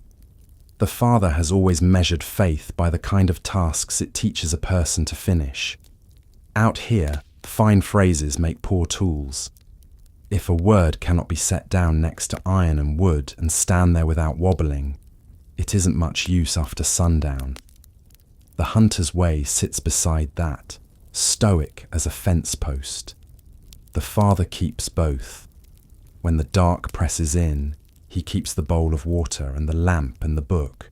When a sound pulls at the ear, he lets it pass without giving it a face. The two practices fit together like joined boards. The room is made out of both. A small clatter rattles the shed latch at the back. It is a familiar sound. The wind has done it before. So have hungry animals nosing for meal. The father knows the shed door does not quite meet square. He knows the bottom hinge wants a washer. He knows the latch tongue is old iron and gives a cough of noise when it settles after being lifted. He stays in place and listens. The cough comes, and then nothing. The sound gets filed with all the others that belong to wood and cold and use. He brings the rifle closer to the hearth and rests it against the leg of the chair without putting a hand to the stock. Not out of fear. Out of the rule that says keep tools where hands can find them in the dark. The mother's eyes open. She sees what he has done and looks at his face. He shakes his head once. She nods once. The boy does not wake. The girl sinks deeper, her cheek turned toward the heat in a small shine of red. The father remembers the hunter's last camp one November 2 years back, when he had gone to trade salt for a side of meat and a bolt of rough cloth. The camp sat in a dry fold near shale where the wind lost half its bite. The hunter had set 3 lines of short stakes at knee height around the spot, not to trip a man, but to tell him when something passed. He showed the father how a stake placed with its grain turned to the wind would quiver a hair sooner than a stake placed crosswise. and how the shadow of one stake crossing another at moonrise would tell you if the sky had thinned. The father did not take the practice home with him. The yard is not his to lace. But he kept the idea. Put small things where they will speak first, and you will not need to speak at all. He uses a draught under a door, a clink of iron, a way the ash shifts when air pulls from one side of the room. He steps now, and stands with his palm near the latch. The wood is cold, but not wet. The faint ribbon of air that comes through the seam carries the clean smell of creek stones. No sharp smoke. No sour rot. He sets 2 fingers on the jamb and feels the house's weight. The timbers are still, not working, not pushed. He breathes in, then out, and returns to his chair. From the road to the east where the track runs shallow between weeds, a shape of noise comes and goes, a piece of night movement laid down and lifted again by distance.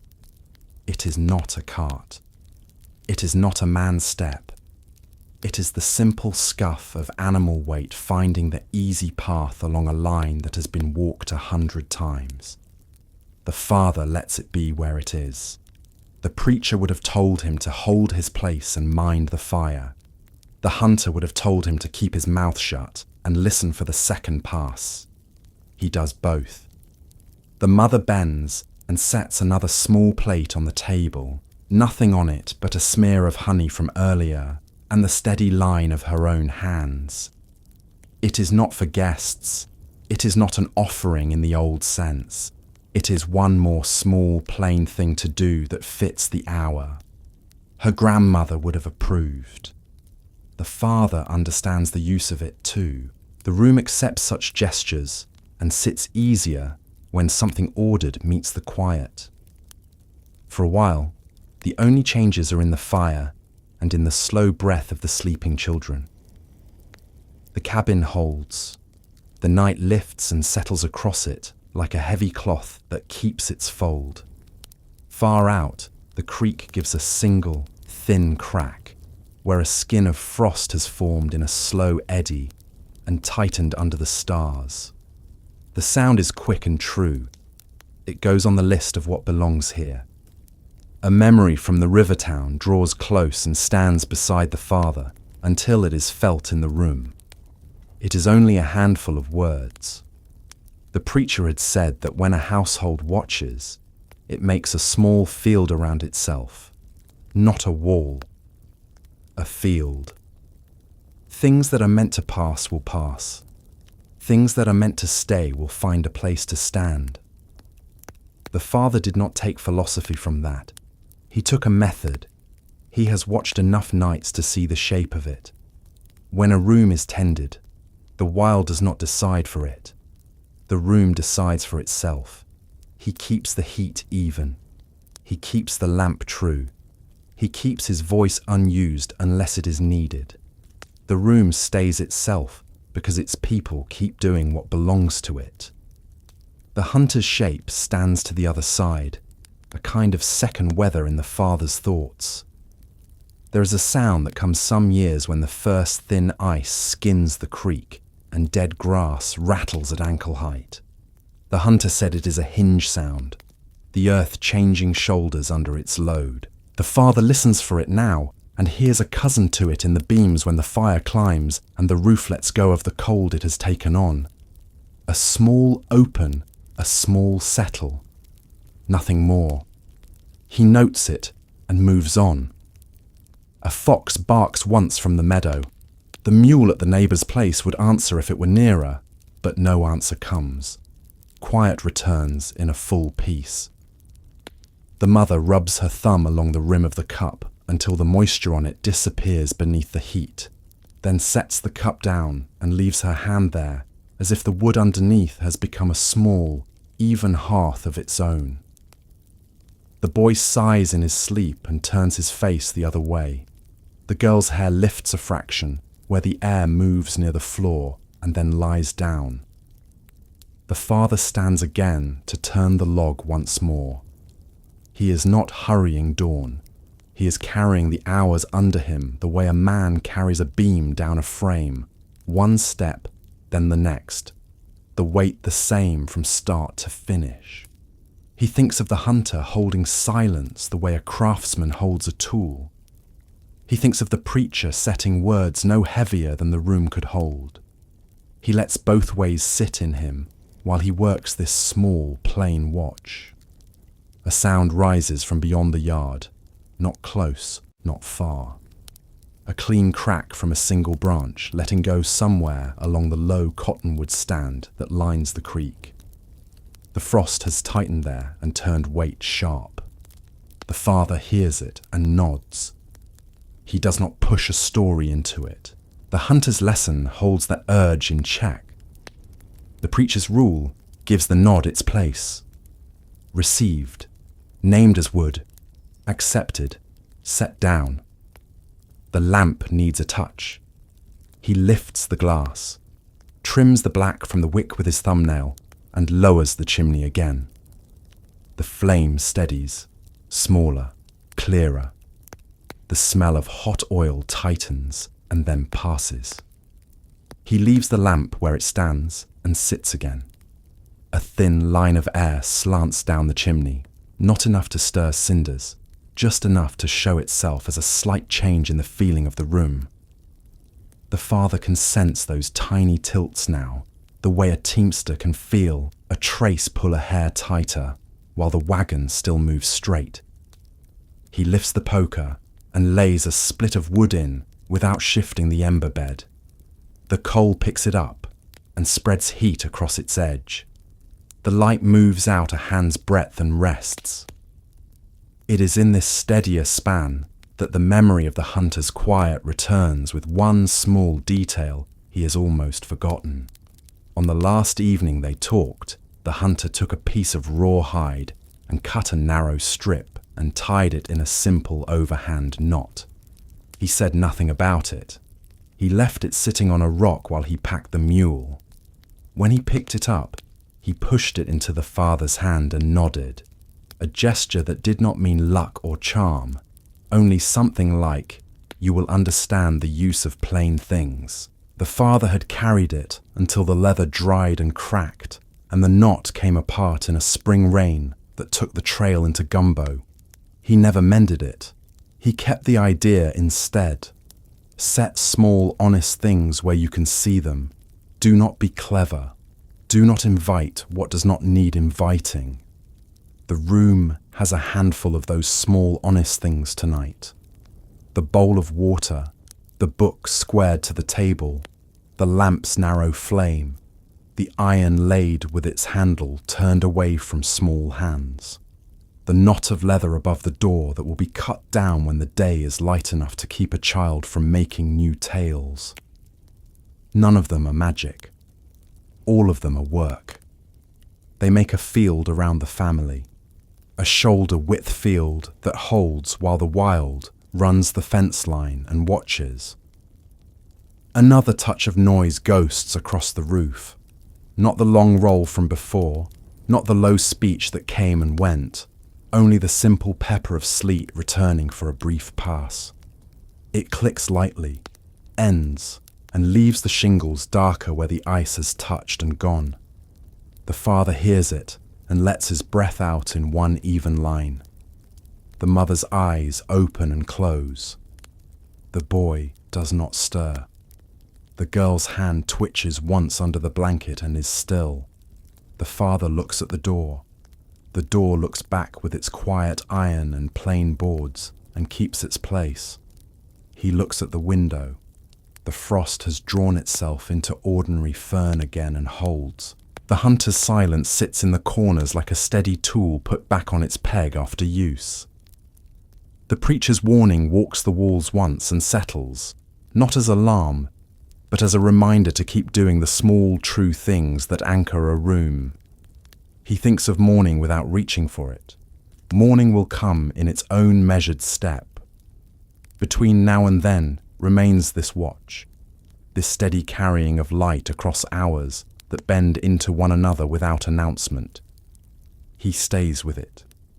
The mother stays with it. The house stays with them because they hold it in the only ways that count on a night when the ground remembers older tracks, and the air carries the weight of far miles. Beyond the firelight, the yard keeps its shape. A low stack of split wood, a bucket turned mouth down, a hoop of iron leaning against the shed where a wheel waited for a new spoke last spring and never got one. The path to the creek runs as a dark sweep through pale grass. The cottonwoods hold their thin crowns against the sky. Something moves out there. Nothing seen. Only the soft adjustment that distance makes when a live thing shifts its weight, and the field, feeling it, lets a new stillness settle. The father meets that stillness with his own. The flame draws smaller and steadier. The lamp glass fogs a finger's width at its top and clears again. The water in the bowl keeps its flat reflection. The hour steps forward without any sign to mark the change. Inside the room, faith and silence sit beside each other, like two men sharing a bench at the back of a gathering, neither talking, each keeping the place they hold. The night takes that measure and carries it along the walls and under the roof and out across the grass to the first line of trees where the dark waits with the patience of a country that can outlast all names for it. The fire keeps its slow, low work. The room answers by staying itself, ready for whatever moves next, beyond the circle that the light lays down and the land allows to remain. The light holds in a narrow ring around the hearth and leaves the rest of the room to the dim reach of the coals. Beyond the chinked walls, the yard lies open to the plains, a rectangle stamped by feet and wagon wheels, then swallowed by grass and low shadow. The edge of the light stops where the door would throw a shape if it stood open. Past that line, the night waits with the weight of a long field. The man at the fire knows that distance and keeps his work small, the kind that does not spill outside the circle, turning a split to meet the heat, setting the lamp wick to a clean line, easing the iron kettle half a hand's breadth so it will not spit. The woman listens with him. Her hand moves over the girl's hair and finds the rhythm of the child's breathing. The boy has fallen into that deeper sleep children find after they have fought wakefulness too long. A boot rests near the bed where the boy kicked it free. The other boot stands with its heel hooked under a rung, so it will not be lost to a careless toe. The room carries the plain count of lives at rest. 4 bodies, a fire, a lamp, the damp iron voice of the kettle, the slow breath of timber and roof. Outside the firelight, the ground holds the prints of old crossings, wagon ruts, now shallow and soft, deer paths that bend to water. The narrow line made by a dog the spring before when it circled the coop at dusk to see whether anything inside would bother to panic. In daylight, the marks read easily. At night, they fold back into the grass and wait for morning. Yet the man can name each one by where the wind carries the dry blade sound and how the yard lifts or lowers under a weight that passes. The first sign comes as a small difference in the way the air lays along the door seam. It does not mean approach, it means presence. A live thing has stepped to stillness beyond the yard where the sod gives underfoot and rises again with a slow push. The house feels it and narrows every line, the way a team does when a bird flushes from grass at the roadside. No jolt, only a gathered attention. He does not stand. He keeps the posture he uses when a colt studies something it does not understand. Firm hips, loose hands, eyes set, but not hard. He lets his hearing do the work. The first thin scrape of hoof or nail does not come. Instead, the field answers with a shallow run of sound, the faint fall and rise of grass brushed by a low chest. The shape is wrong for deer. It is too low and carries itself with weight along the belly. The mind offers cat, and the man lets the word sit without reaching for it. The country holds cats. The ridges south and west give them stone and cover. The creek here offers water and rabbits. A night like this will bring any quiet hunter to the edges of light. The woman's fingers pause and then move again. She has heard the same shallow breath of grass and sets her face to simple work. So the girl beneath her hand will not feel the change as worry. She begins a low tune, not a melody, but a level tone that holds place rather than fills it. The sound sits with the fire and makes a pair. The room grows more itself. A strip of frost along the window thins, then draws a new fern along the lower edge of the glass. Cold presses where air slips, and the pattern writes itself without hurry. The boy does not stir. The girl's breath keeps pace with the woman's hand. The kettle quiets. Beyond the door line, something stops at the stack of wood and stays. It does not paw. It does not sniff with the quick puncture of a small hunter. It stands and listens. The yard owns the quiet. The house joins it. The plains extend the same rule to the cottonwoods, then to the creek. The sound of the night becomes one long frame, a stretch of stillness with no nails showing.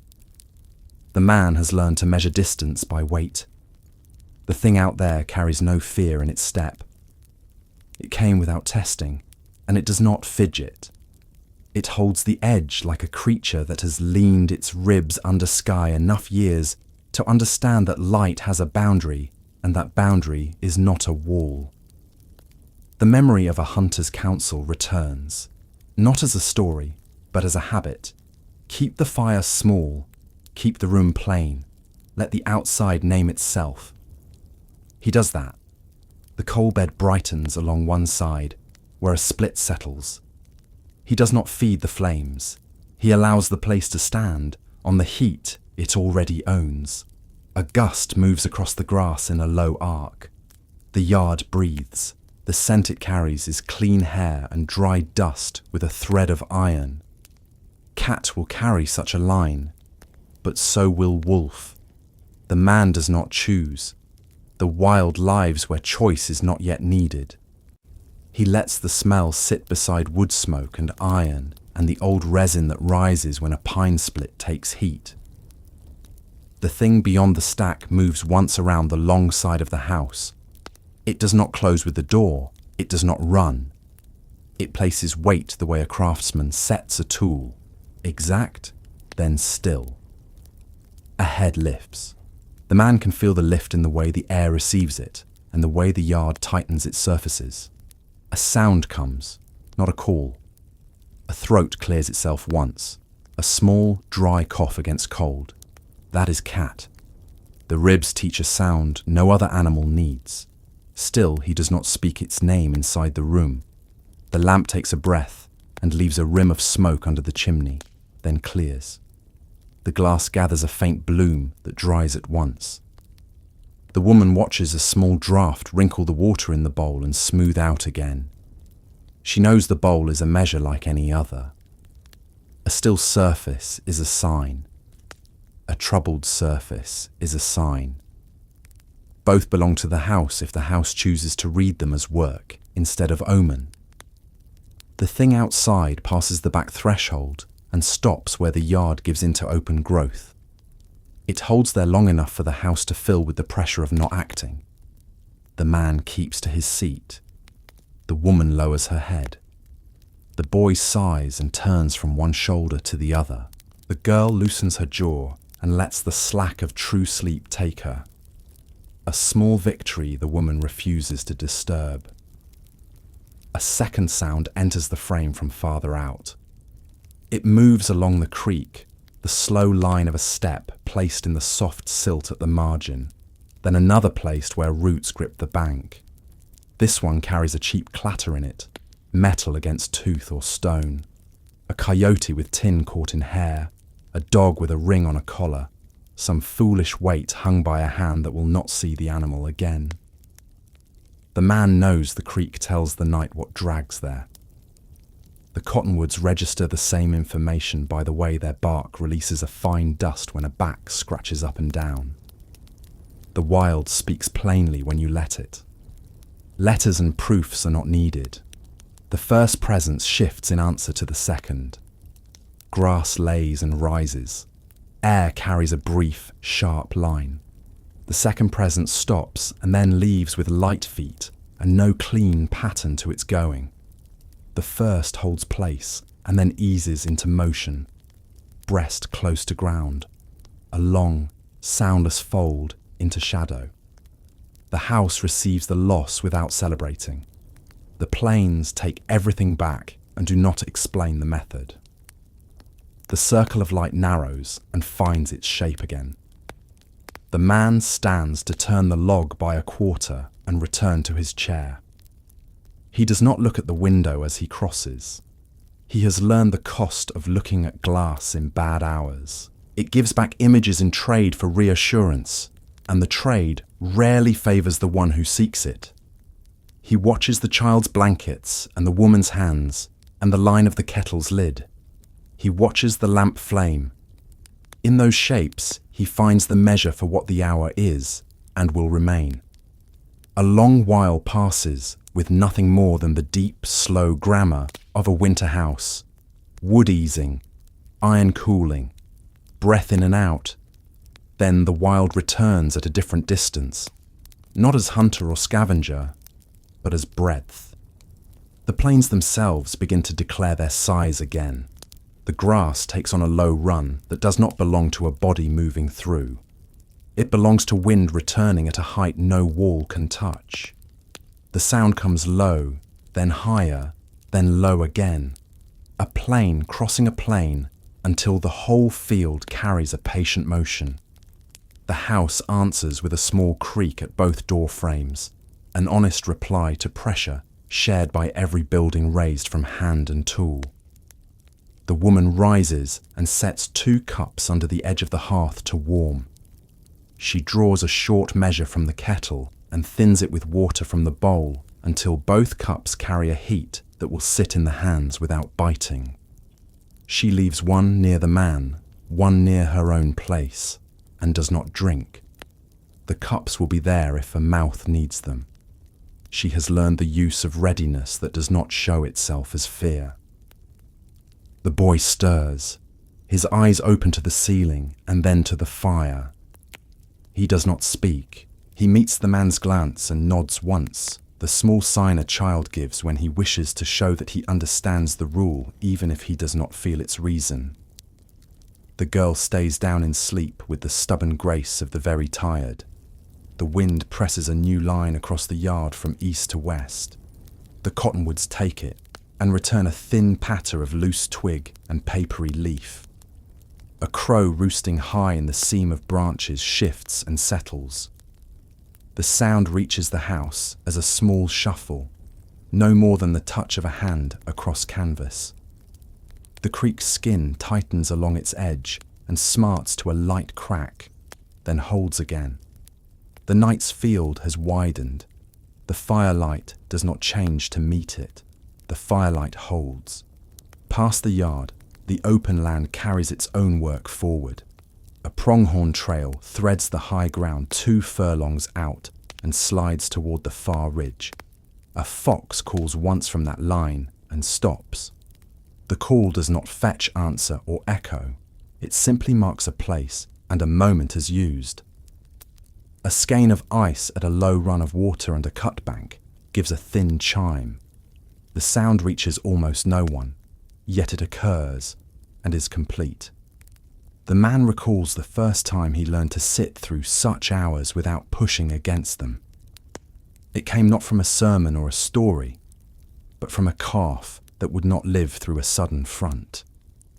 He had set himself to hold the small head steady, so the lungs could rise and fall until they would not. The work was hands and breath, and the small knowledge that sometimes being there is the only thing the living can do for the living. That lesson taught him the shape of waiting that does not bargain. He uses it now and the room benefits. The wild beyond the firelight takes heed when a household learns such waiting. It is not deference, it is recognition. A house that holds its line changes the shape of the night around it. The ring of light grows a spine, not more brightness, but more stance. The open field receives this, and the things that move in it travel a fraction wider of the door and the window and the stack of wood where hands have touched. The woman senses the same shift. She lays her palm flat on the table and leaves it until the grain warms under skin. The table is old pine, planed uneven in places, smooth where use has sanded it. The contact does not send protection outward. It brings steadiness inward. She folds the shawl tighter and looks to the lamp, then to the bowl, then to the child's face.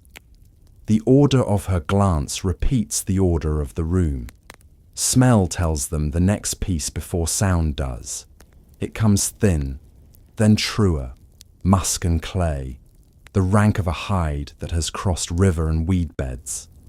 Not cat, not coyote. A bull elk will carry such weight, but there are no antlers here. Those lie higher, beyond the next 3 waters. Bison would bear it best, but the herds that once used this low ground left years back, and the last bones that lay in the open are white and dry and carry no scent except dust. The man holds the line between memory and present. He decides for present. A stray cow from a small drove 2 days north could have wandered to the creek to test thin ice and nose at reeds. The river bottoms have drawn beasts stranger than cattle when weather shifts fast. Sound follows. A slow push of water at the ford. A huff blown through a wet nose. The steady set and pull of mass that does not hurry. The creek takes the weight and then lets it go on the far bank. The animal passes downfield, not toward the house. The wild knows where light is. It does not require light to go about its business.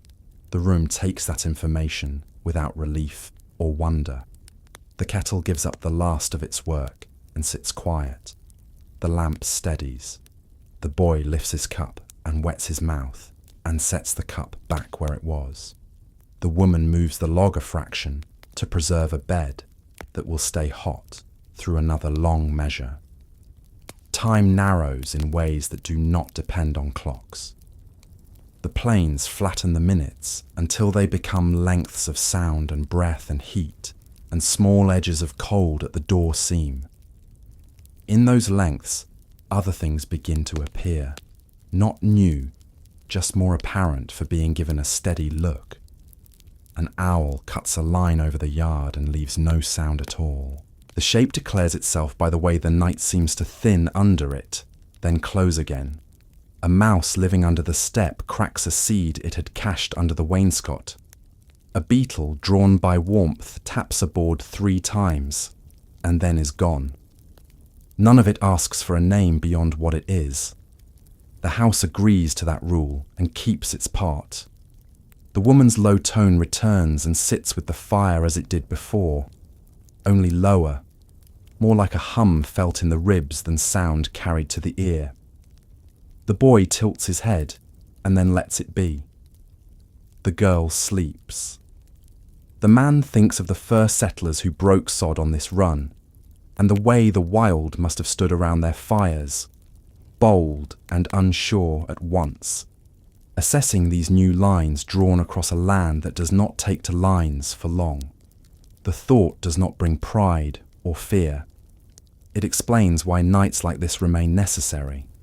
A house set in a wide country renews its boundaries by use, not by right. The field leans toward dawn by degrees barely noticeable. The east has no colour yet, but the dark there loosens the way cloth loosens over a shoulder when a wearer shifts. The cottonwoods know it, and quiet. The creek knows it, and goes even. The yard knows it, and lets frost grow a film along buckets and iron hoops. The wild beyond the firelight shifts its attention a finger width away from the house toward the places where night tasks run nearest their end. Den mouths, burrows, low warm nests where small heads lift to check air. The man feels that turn and leaves the room to its peace for a span while he hovers near the back door. He does not lift the latch. He rests his hand near it and measures the seam again. The draught is smaller than it was at the hour when cat breath moved grass. The smell is cleaner water and cold iron. He sets a wedge a fraction deeper to save heat and returns to his chair. The woman pours out what remains in the kettle and leaves the cups where they are so the clay will not crack as they cool. She draws the blanket higher at the girl's shoulder. She adds one small fold to the boy's cover and stops before weight wakes him. The care is practiced. It does not announce itself. It fits into the sound of the night like another board cut to the grain. Outside the firelight, the ridge of trees grows more particular. Branches separate from one another. The high twigs stand out from the darker trunk like stitch marks.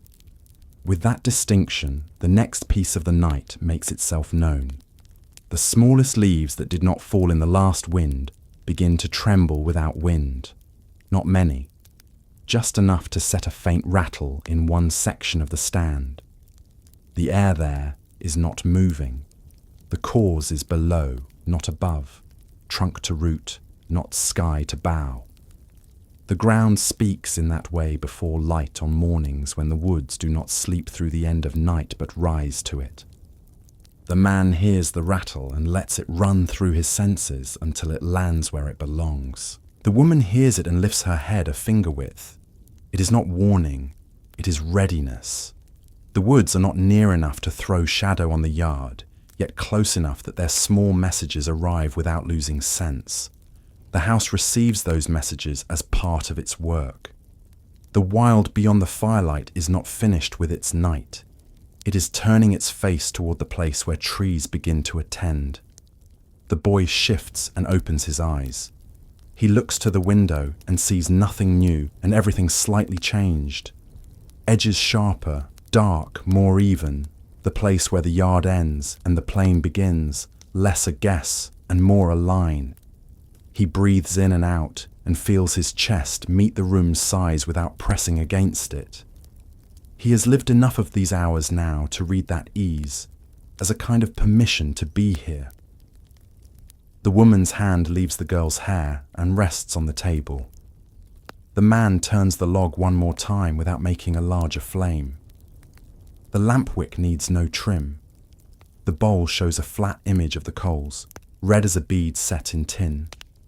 The roof gives no voice. The door holds. The window holds. The yard holds. The plains hold. The line of trees to the north answers with small exact noises that add up to attention. The house sits inside that listening and keeps its light the way a family keeps breath.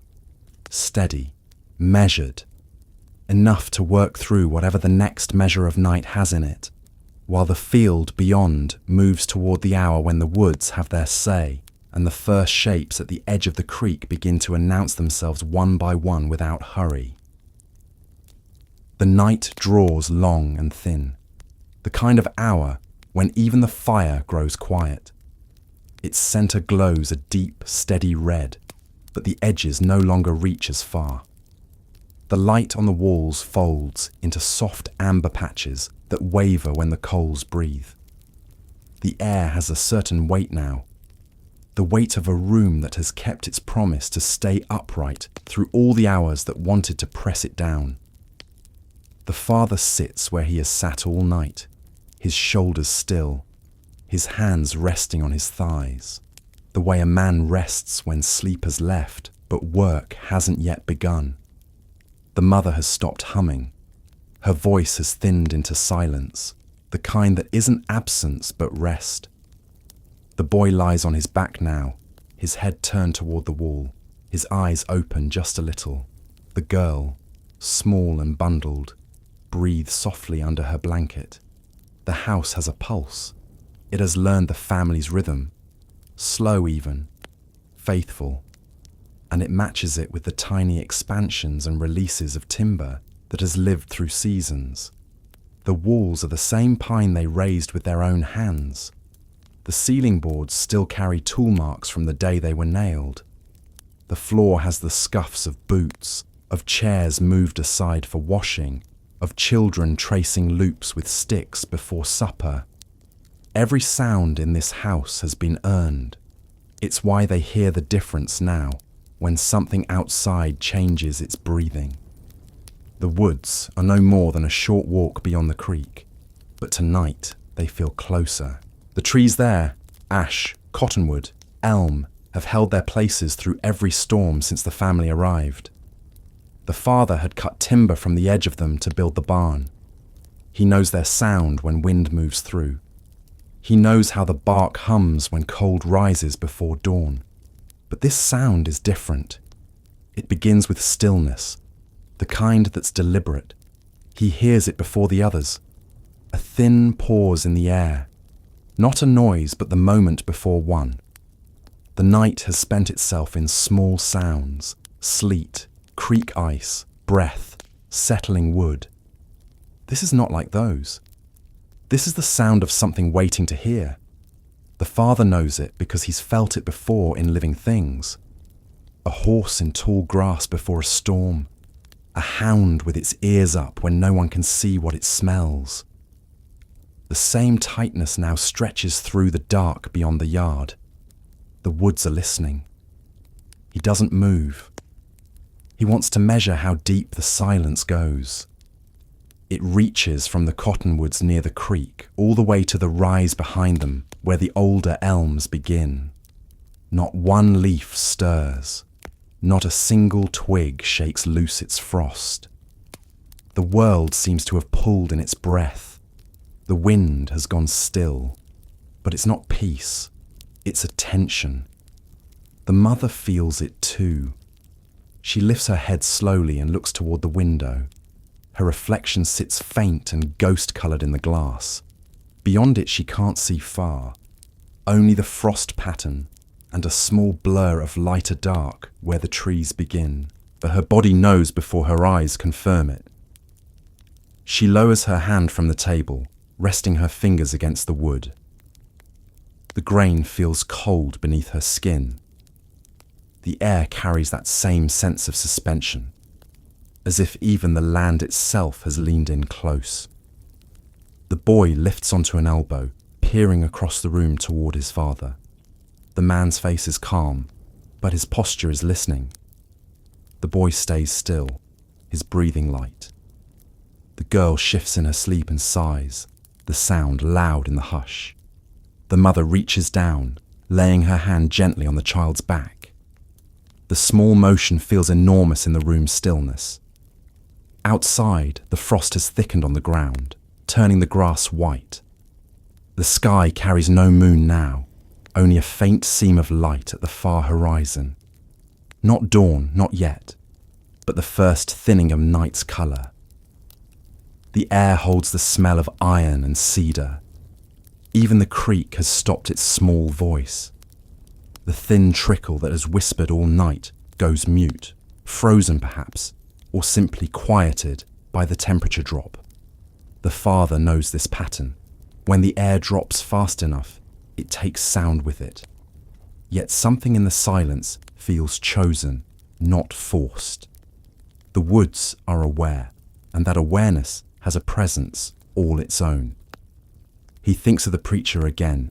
When the world listens, keep your faith small and your heart steady. He doesn't recall the full verse, but the meaning has stayed. Tonight the woods listen, and the man keeps his faith small. He stands slowly, careful not to wake the girl. He steps toward the window. The boards creak beneath him, each step loud in the new quiet. He stops short of the glass and looks out. The yard lies still, the woodpile dark. The frost glints faintly where it catches what little light the coals throw. Beyond the fence, the trees stand like tall shadows, motionless. Their branches reach up in sharp black lines against the faint grey of the sky. For a long time, nothing happens. Then, somewhere among the trees, something shifts. A single branch bends under a weight, then releases, scattering a handful of frost to the ground. The sound is clean and brittle, the first new noise in what feels like an hour. The father waits for another, but the woods return to silence. The mother's voice comes from behind him, soft but steady. They're awake out there. He nods. They are. She stands and moves closer, wrapping her shawl tighter. What do they hear? She asks, not expecting an answer. He doesn't give one. He just keeps looking out into the darkness. Sometimes, he thinks, the land pays attention in ways people never do. Sometimes it stops moving and takes measure of what's built upon it. The fence, the cabin, the light. It has watched storms and fires and men cutting wood from its edges. Tonight, it listens back. The boy climbs quietly from his blanket and comes to stand near the hearth. The fire throws his small shadow against the floor. He looks toward the window, his voice low. Pa, are there wolves? The father doesn't turn. Maybe, he says. Or deer. Or nothing. Just the trees. Trees can't hear, the boy says. His mother smiles faintly. Everything hears when the world's quiet enough, she answers. The boy nods, not convinced, but willing to believe her for now. The father moves from the window to the door. He doesn't open it, just checks the latch again, the way he has done all night. It sits firm. He presses his palm against the wood. It feels colder than before, as though the chill outside has reached through it. The air beyond carries no motion now, not even the old creak of branches rubbing together. The woods have gone utterly still. Then a sound arrives, low, hollow, and far away. It moves through the trees like breath through a reed. Not a howl, not a voice, but a vibration that runs the length of the woods and fades before the ear can decide what it is. The boy stiffens. The mother's eyes widen slightly, but she doesn't speak. The father tilts his head, listening. It comes again, a bit closer, still low, still wordless. It could be wind trapped in the hollows, or ice shifting under weight. Or it could be something older than both. He doesn't look at his family. He just listens. The sound rolls once more through the woods, a slow, steady pulse that travels from tree to tree. Then silence again. The father exhales. It's the wind in the trunks, he says quietly. Cold makes them hollow. The mother nods, though she knows he's explaining more for the children than for himself. The woods remain quiet, but the sense of listening deepens. The air feels thicker, as if sound itself has weight. The fire makes a faint popping noise, and each spark that rises seems loud as a hammer strike. Even the soft breathing of the sleepers sounds magnified. The boy edges closer to the hearth, watching the embers pulse. The father sits again, his eyes still on the window. The mother joins him. The room smells of ash and warm metal. The air has lost most of its warmth, though the fire still burns. The walls seem to absorb the cold through their seams. Somewhere in that silence, the father begins to feel what the woods are doing. Not moving, not threatening, but remembering. Every sound made tonight has been gathered by the trees. Every breath, every word, every step. They've stored it all in their stillness, holding it the way the land holds bones. He has lived long enough to know that silence isn't empty. It's full of what people can't hear. He feels that fullness now, pressing gently at the edges of the room. The woods have taken their measure of the cabin and its small light.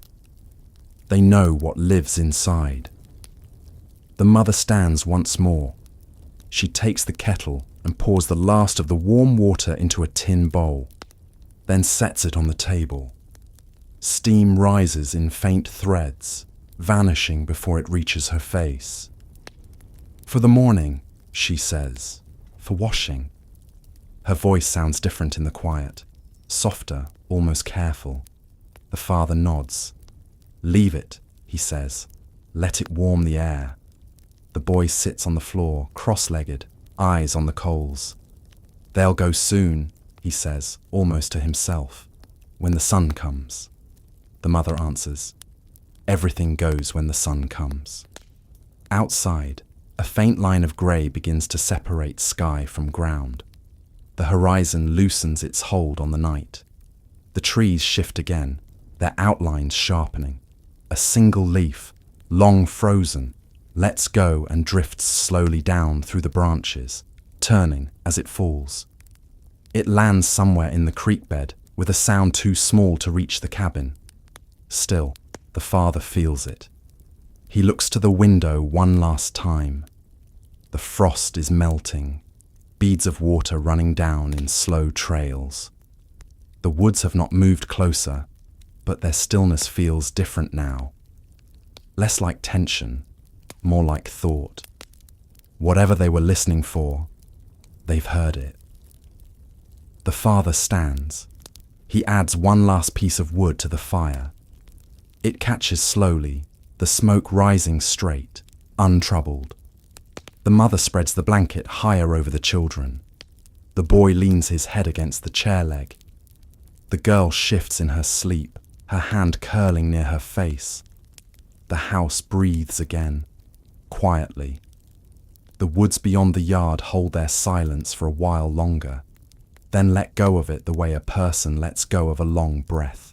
A sound comes with the release, the smallest rustle, the faintest stir of wind moving through branches. It's almost nothing, but it changes everything. The listening ends. The world begins to move again. A crow calls once far to the east. The creek answers with a slow crack of thawing ice. The grass trembles where frost melts from its tips. The father closes his eyes and lets the sound fill him. The return of motion, the proof that the long hour has passed. The mother steps to the window. "It's almost morning," she says. The father nods. Almost. The woods, now breathing again, shift gently in the faint light. Their stillness was never sleep. It was attention. And now, having listened long enough, they turn back to their work. To the wind, to the frost, to the slow, endless labour of being alive in the cold. Inside, the room keeps its warmth, the fire whispering low. The father reaches for the kettle, empties what little water remains into the bowl, and sets the iron back on its hook. The mother sits again, the shawl drawn close. The boy leans forward, watching the light grow faintly along the window's edge. The woods continue their quiet conversation outside, branches clicking gently together, soft as breath. The night isn't over, not quite, but it's losing its hold. The air shifts. The first faint scent of morning seeps through the seams. Damp soil, thawing bark, smoke that has burned itself clean. The father looks once more toward the trees. He knows the night will end soon, and whatever it carried will drift away with it. But for now, he listens back. The house holds steady. The family breathes. And the woods, patient and ancient, keep listening as the world prepares to wake. The horizon begins to grey, but dawn has not yet gathered the will to climb. The air inside the cabin carries both the remnants of night and the promise of day. The fire, once fierce, has fallen to a deep, steady glow, and the room smells of smoke and iron and faintly of damp wool. It's the hour between times, when no clock can tell whether the night has ended or the morning has started. The father calls it the hour of faith, not the loud kind spoken from pulpits, but the quiet kind that's built on habit, keeping the fire alive, keeping watch, keeping still. The woods beyond the creek seem content to wait for the light. The stillness they held a few minutes ago has loosened, though not fully released. The first wind of morning hasn't come yet, but the air feels poised, ready. Inside, the family has begun to move in the slow, wordless rhythm that always comes after a long night. The mother straightens the blankets. The boy sits up, rubbing his eyes, unsure whether he has slept at all. The girl stays wrapped in her shawl, caught between dream and waking. The father stands, stretching his back. The movement makes a small sound in the quiet, the soft crack of stiffened joints. He doesn't speak yet. Words feel heavy in the first light. He goes to the door and rests his hand against it, feeling the cold that clings there. It's colder than before, though the air inside is warmer.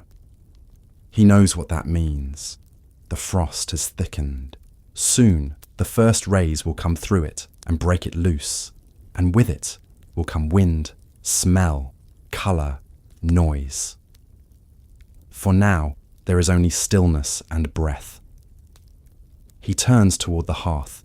The embers glow beneath a pale ash crust, the soft grey powder that marks the difference between what burns and what endures. He kneels, taking up the poker. The motion stirs a faint whisper from the coals. Beneath the layer of ash, red veins glow brighter, alive again. He adds a small split of wood, watching it take the heat, catch, and shift through the same stages the night itself has. Smoke, colour, sound. The mother moves quietly, pulling the kettle from its place and setting it aside. She takes the bowl from the table and pours the cooled water into it. The sound of it, soft and even, feels like an answer to the quiet. The boy stands beside her now, still blinking sleep from his eyes.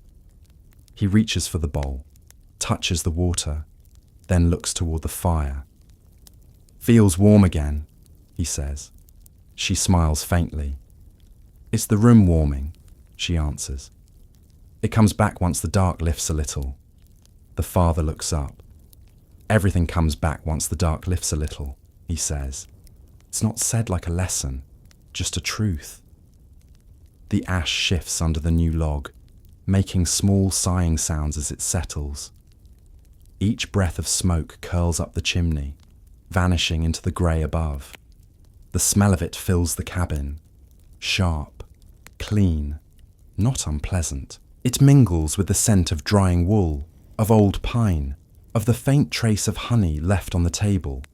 This mix of smells has become the smell of safety to them, though none of them would say the word aloud. The father rises. He takes the small tin from the shelf by the window. Inside are the matches wrapped in paper. He strikes one, lighting the wick of the lamp that had burned all night, but dimmed to a small dot. The flame swells, bright enough to chase back the shadow from the corners. It's a small light, but it makes the room whole again. The boy watches, then glances toward the Bible still resting on the table, the leather cover faintly shiny from the mother's hands. "Will you read?" he asks. The father looks at the book for a moment before shaking his head. "Not yet," he says. "Let the light come first." He closes the tin, sets it down. "Faith's not only in the reading," he adds. "Sometimes it's in waiting." The mother looks up from the kettle. "Sometimes it's in the work," she says. "Keeping the water warm, the fire steady, the house clean." The father nods. "Sometimes it's in not losing your temper when the wind's against you." The boy grins a little at that, and the girl stirs, half smiling in her sleep as if she's heard it too. Outside, the woods make their first movement since before midnight. A branch creaks, then another. The sound spreads, not like storm wind, but like stretching after long rest. The trees have begun to breathe again. A soft rush travels through them, followed by a dry whisper as the frost starts to break from the upper limbs. The father hears it and looks toward the window. He doesn't go closer. The light through the frost glass is faint but growing. He remembers something the preacher said once years back. Faith isn't for the hours you see the sun. It's for the hours when the smoke won't rise. He hadn't understood it then. He does now. Nights like the one behind them are what faith is made for. Not grand belief, not miracles, just the quiet certainty that morning will arrive, that the fire will hold, that the woods, no matter how long they listen, will one day fall silent again. The mother has started to hum again, low and even. It's not the tune she used in the night. This one is softer, almost like the sound of stirring water. The girl opens her eyes, looks toward her, and the mother smiles without pausing the tune. The hum carries through the room and out through the small cracks where light seeps in. It fills the air like a faint prayer that asks for nothing, only marks the fact of living. The boy steps to the door. "Can I look?" he asks. The father nods. "But don't open it yet."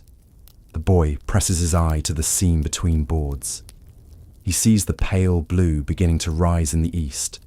The yard, still white with frost, lies motionless. Beyond it, the woods look thinner now, the dark separating into shapes. He sees the first hint of gold along the upper branches. "It's coming," he says quietly. The father nods again. "It always does." The girl sits up, rubbing her eyes. "Is it morning?" she asks. Her mother leans over, smoothing her hair. "Almost," she says. "You'll know it when you feel it." The girl looks confused, then smiles, satisfied with the answer. She leans against her mother's arm. The father stirs the coals again. The ash rises in soft clouds, grey against the orange light. It moves through the air like dust shaken from old cloth, catching the faint rays coming through the window. Some of it lands on the table, on the floor, on the hem of the mother's shawl. She brushes it off without thought. The rest drifts upward and disappears. The smell of it lingers, clean, mineral, alive. He has always liked the smell of ash. It's proof that something gave itself for warmth, that the fire did its work and left behind what it could. The preacher would call it a sign of faith, but the father thinks of it more as record, evidence that light and heat were made from what they had.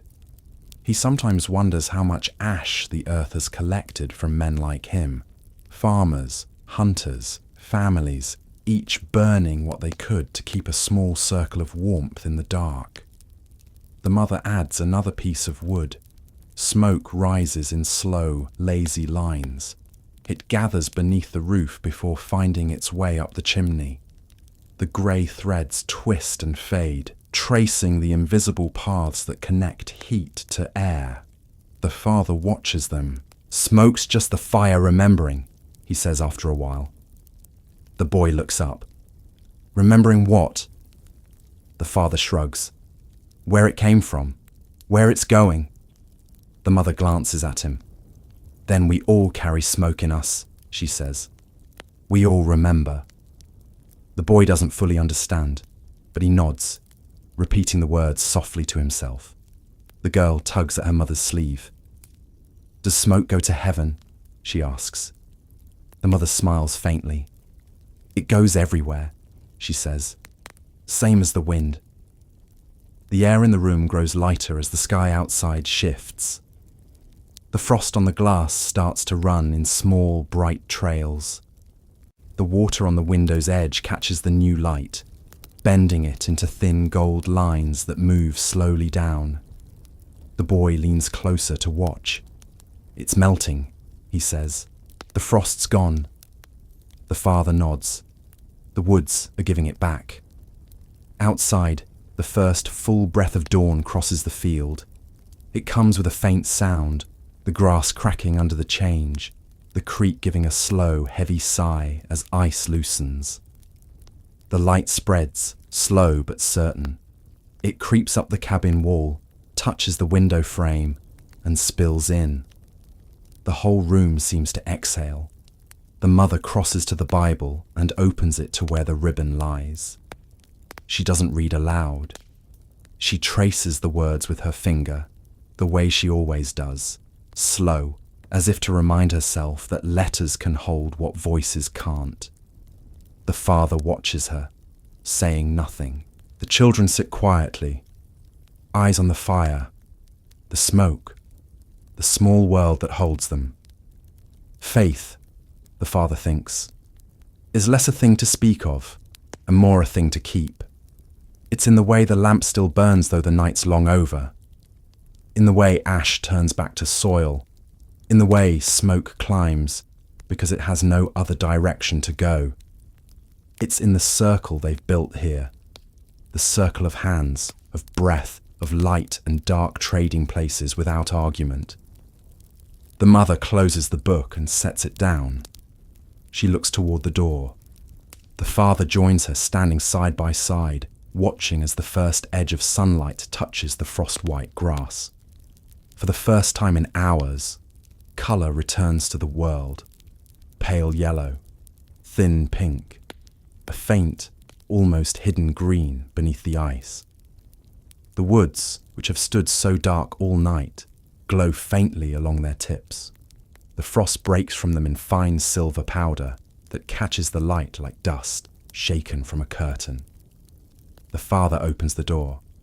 The hinges creak softly, and cold air floods in. It smells of thawing earth, of pine sap, of smoke fading from the chimney. He steps just beyond the threshold. The ground crunches under his boots. The horizon burns gold. The woods shimmer faintly. Behind him, the mother stirs the fire, lifting the ashes and spreading them thin. The dust rises and floats toward the open door, curling upward before vanishing into the light. The circle of warmth inside the cabin spills out to meet the cool air beyond. For a moment, the two mingle. Smoke and wind, faith and earth, the inside and the wild beyond meeting as equals. The father looks back at his family. The boy and girl stand by the table, small and steady. The mother looks at him, her face calm, her eyes bright in the morning's first glow. He nods once.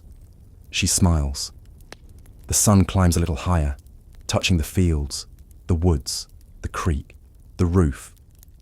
The smoke from the chimney rises straight now, no longer pulled by night's uneven wind.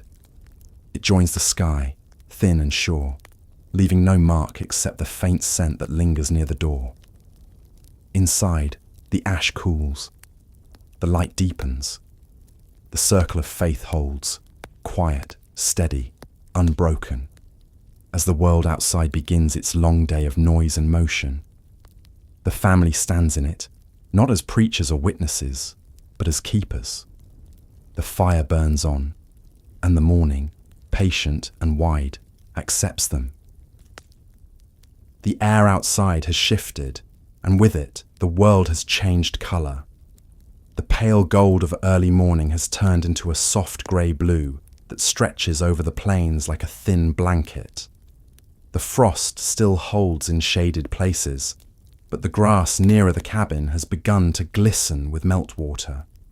The father stands just beyond the door, watching the way sunlight touches the far trees. It is light that hasn't yet decided to be warm. The woods beyond the creek remain quiet, their shapes sharper now, each trunk and branch cut against the pale sky. The silence there isn't heavy anymore. It's awake, listening, but not waiting.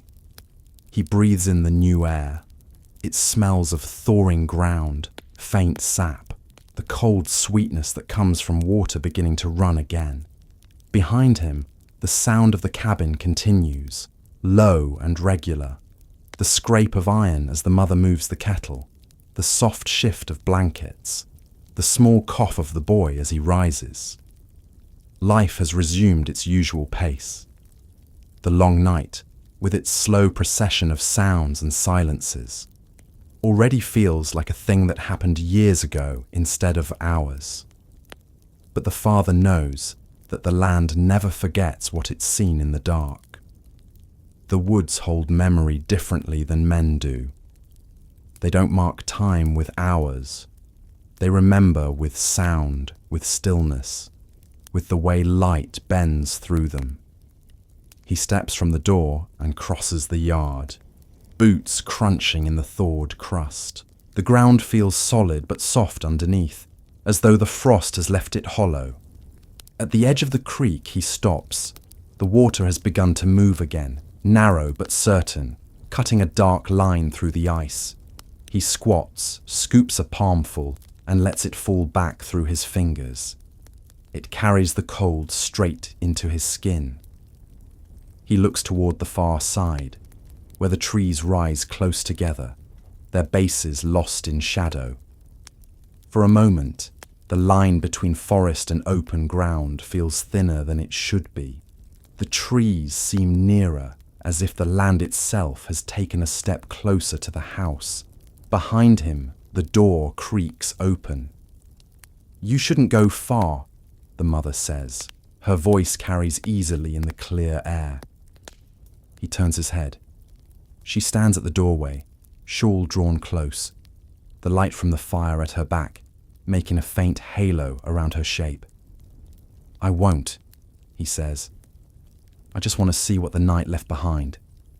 She nods once, not moving from the threshold. "Don't follow the sounds," she says quietly. "Let them follow you." It's an old saying. Her mother used to say it when she was a child in the valley, where woods like these hemmed in the fields. It means don't wander too deep into what you don't understand. He smiles, faint but real, and steps onto the frozen crossing stones. The creek gives beneath his boots, a soft crack that warns but doesn't yield. He moves slow, one step at a time, until he reaches the far side. The air there is colder, shaded by trees that still hold the night inside them. The sound changes too. The open wind from the plains becomes a murmur filtered through branches. Every step feels like stepping into another kind of world. Not unfriendly, just older, quieter. The ground beneath the trees is littered with frost-stiff leaves. When he moves, they break softly, a sound like thin paper torn. He pauses to listen. The woods answer with their usual voices. The drip of thaw, the faint groan of a limb shifting, the slow pulse of the wind moving through without force. But beneath those sounds, there's another rhythm, fainter, distant. He waits for it to repeat before deciding whether it's real. It comes again. Footsteps. He straightens, looking toward the deeper part of the woods. The sound is small, irregular, not a man's stride, not a deer's leap. Something moving at its own pace, unhurried but sure. He listens for direction, counting the spaces between each step. They come in pairs, then silence, then another pair. The rhythm of something following its own pattern. He knows the woods well enough to tell when sound travels wrong. This one doesn't echo. It lands heavy, close to the earth, absorbed by it. He takes a step forward. The light doesn't change, but the air feels different. He can smell damp moss now, faint and green beneath the frost. The sound stops. The quiet returns wide and clear. Then, from behind him, another noise, faint but near, the soft touch of something brushing against a branch. He turns quickly, but there's nothing. Only the trees, tall and still. He waits. He's learned to wait. A man who's worked cattle, who's camped nights with wolves close by, knows the danger of moving too soon. The woods around him hold their shape, unchanged. He crouches, looking for prints, but the ground is a mosaic of thaw and hard ice. Any mark would be half-formed and gone before the next patch of sun touches it. He finds nothing. When he stands again, the footsteps return. Not behind him this time, but to the left, somewhere between the trees. Slow, even. The sound of something that isn't hiding, just walking. He looks that way but sees no motion, only the pale shimmer of ice on bark, the long vertical lines that run between shadow and light. He listens. The sound fades, then stops. The woods settle once more into silence. He doesn't call out. A man out here learns what deserves an answer and what doesn't. He breathes slow, letting his heartbeat fall back into rhythm. The cold nips at the tips of his fingers where the gloves end. He presses them together, then starts walking, keeping his direction straight. The forest floor dips slightly, leading toward the low hollow where the creek bends and widens. The air there smells cleaner, touched by running water. A cluster of trees on the far side leans together, forming a narrow arch overhead. When he passes beneath it, the world seems to dim. The sound of the cabin, faint though it was, vanishes completely. The only noise now is his own breath and the soft rhythm of his boots on the thawing leaves. Then, faint but distinct, another set of steps answers. This time he can tell they match his. When he pauses, they pause. When he moves, they move. The sound is not far, 30 paces maybe, no more. His mind turns practical first, elk perhaps, or a young bear come down early from the ridge. But the steps are too exact, too measured. They carry no weight of hooves, no drag of claws. They are the sound of bare feet pressing cold ground. He feels the prickle at the back of his neck, not from fear, but recognition. There are old stories about these woods, older than the preacher, older than the cabin. Stories that say the land sometimes walks with you, taking your shape to test your steadiness. He's never believed them fully, but he's never dismissed them either. Out here, belief is just another form of attention. He keeps walking. The footsteps keep pace. The sound stays close, but never closes in. He begins to notice a pattern. The steps are slightly off his own, landing half a heartbeat after. Echo-like, but not echo, as though something is learning the rhythm of his movement and matching it. He stops near a fallen log and lays a hand on it. The bark is brittle, dry, flakes under his touch. He looks back the way he came. Through the trees, he can see a thin line of smoke rising from the cabin chimney. It looks small and far away. He exhales, the breath visible, curling upward before vanishing into the cold light. "Whoever you are," he says quietly, "you can walk with me, but not closer." His voice doesn't rise. It's the tone one uses with animals or the wind. The woods don't answer, but the steps stop. For a long moment, the world holds still again. Then, from deeper in the trees, a soft sound. Not steps this time, but something else. The faint creak of wood, as though an old branch has bent and stayed bent. It sounds almost like acknowledgement. He nods once, though he's not sure to what, and turns back toward the creek. The way feels different now. The air has warmed slightly, and a low mist begins to lift from the ground, turning the sunlight into soft silver. The trees no longer seem to lean in. They rise straight again, their edges glowing faintly. The footsteps do not return. When he reaches the water, he stops again. The creek runs clearer now, the ice retreating to the edges. He kneels, dips his hand, and lets the cold burn through his skin. The current is light, almost musical. It carries bits of broken frost that spin as they move, catching the light. He watches them drift downstream until they vanish into the bend. Across the way, the cabin stands quiet, smoke rising slow and thin. The mother is moving inside, her figure passing near the window. The boy has come to the door, looking out, his small hand gripping the frame. The father raises a hand, not quite waving, just a sign that all is well. The boy steps back inside. He waits there a while longer, letting the stillness settle around him. The woods feel ordinary again, full of small noises, honest and clear. A bird shifts in the high branches. A squirrel leaps from one trunk to another, scattering frost. The world has returned to its rhythm. He stands, brushing his hands together, and crosses back over the creek.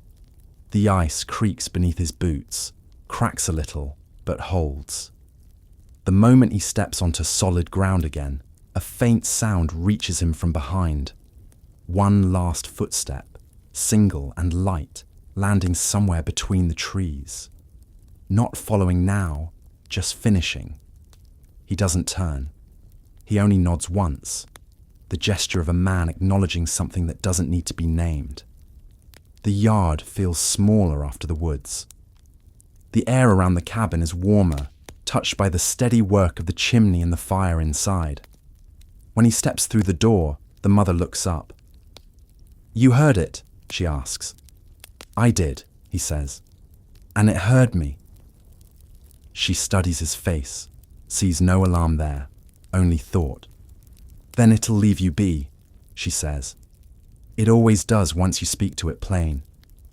He sets his gloves near the hearth, flexes his fingers toward the heat. The children watch him, their eyes wide but calm. "Was it an animal?" the boy asks. "Something like that," the father says. "Not the kind that eats or frightens." The boy nods slowly. "Did it follow you?" "Only until I stopped walking." The girl, still wrapped in her shawl, asks softly, "Is it gone?" The father looks toward the window, where sunlight now reaches the glass in full. "For now," he says. "The woods have other things to listen to." The mother pours him a cup from the kettle. The steam curls upward, catching the new light. He takes it in both hands, warming his palms. The room smells of smoke and bread and thawing earth. He drinks, the heat running through him like reassurance. The boy leans against the wall, half listening, half dreaming. The girl plays with a piece of string, tying knots the way her father does with leather. The mother sits near the table, the Bible still open, though she isn't reading. The father watches the smoke from the fire climb the chimney and disappear. He thinks of the footsteps, steady, quiet, unhurried, and how they matched his for a time. He wonders whether they were his own, thrown back to him by the shape of the land, or something older, walking the same path because it always has. Out here, truth doesn't matter as much as the pattern. What repeats is what belongs. He finishes the drink and sets the cup aside. "It's done," he says simply. "The woods have what they came for." The mother nods, satisfied. The boy looks puzzled. "What do they want?" "Just to know we're still here," his father answers. "Same as we wanted to know about them." The boy seems to consider that, then smiles a little. "Then we're even," he says. "Even," the father agrees. The morning light widens across the floor. The ash in the hearth shifts, glowing faintly under the weight of new wood. The air feels different now. Not heavy, not thin, just balanced. The long night has passed, but its memory remains in the quiet way they move, the way no one hurries, the way each sound feels deliberate. The woods beyond the creek stand silent and watching, but their silence is gentler now, filled with birds beginning to call, branches shaking loose the last of the frost. Inside the cabin, the family begins the day. The mother lays bread on the table. The children talk softly about the chores to come. The father looks once more toward the trees. For the first time since night fell, he feels the edge of something like rest. The land has turned, the air has changed, and whatever walked between the trees has gone where it needed to go. The footsteps fade into memory, joining all the other sounds the night has left behind. The wind, the voice in the roof, the silence that listened back. The fire burns steady, the house holds its warmth. The day begins without hurry, and beyond the walls, the woods breathe easily again, their long watch over for now. The day moves slow across the plains, the way it always does after a hard night. The air warms enough to soften the frost, but not to dry it. The sun lingers behind thin clouds, spilling a pale light that seems to make everything quieter rather than brighter. The family works in that stillness without speaking much. The boy carries water from the creek, careful with each step. The girl gathers kindling near the fence where the snow has melted into mud. The mother tends to the washing, her hands moving with practiced rhythm. The father works near the shed, mending the harness that snapped weeks ago, threading leather through his hands, the smell of it sharp and familiar. The woods beyond the creek stay quiet through it all. The morning wind rises once or twice, stirring the branches, but no more footsteps come from that direction.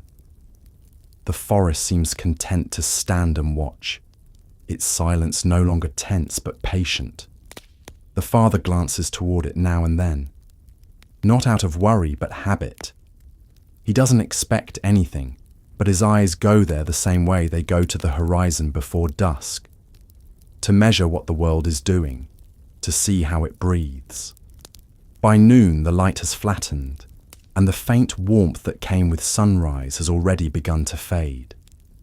The mother finishes her washing and hangs the last piece of cloth over the line by the door. The wind catches it, folding and unfolding the white fabric in slow motion. She wipes her hands on her apron and looks at the sky. "It's changing again," she says. The father nods. "It'll turn before night." She doesn't ask which way. Out here, the direction hardly matters.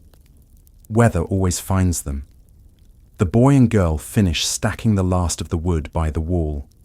The father checks the fence, tightens the rope on the shed door, and looks over the animals. One of the hens scratches half-heartedly near the step, feathers puffed for warmth. The air smells of smoke again, the kind that sinks low and stays near the ground. When he exhales, his breath drifts white. "It's coming colder tonight," he says. The mother glances up from the pot she's stirring. "Colder than before?" "Different," he says, colder in the quiet way. The afternoon slides toward evening. The light goes from grey to amber to a dull brown that turns the whole field the colour of dust. The woods darken first, the tops of the trees losing their last trace of brightness before the rest of the world notices. The father feels it the way one feels the moment before a storm, not by sight, but by the shift in air pressure, the faint tightening in the lungs. He finishes the harness and hangs it on the peg by the door. "That's enough for the day," he says. The boy nods, the girl rubbing her hands together for warmth. They eat early, bread, stew, the last of the salted meat. The meal is quiet, but it isn't tense.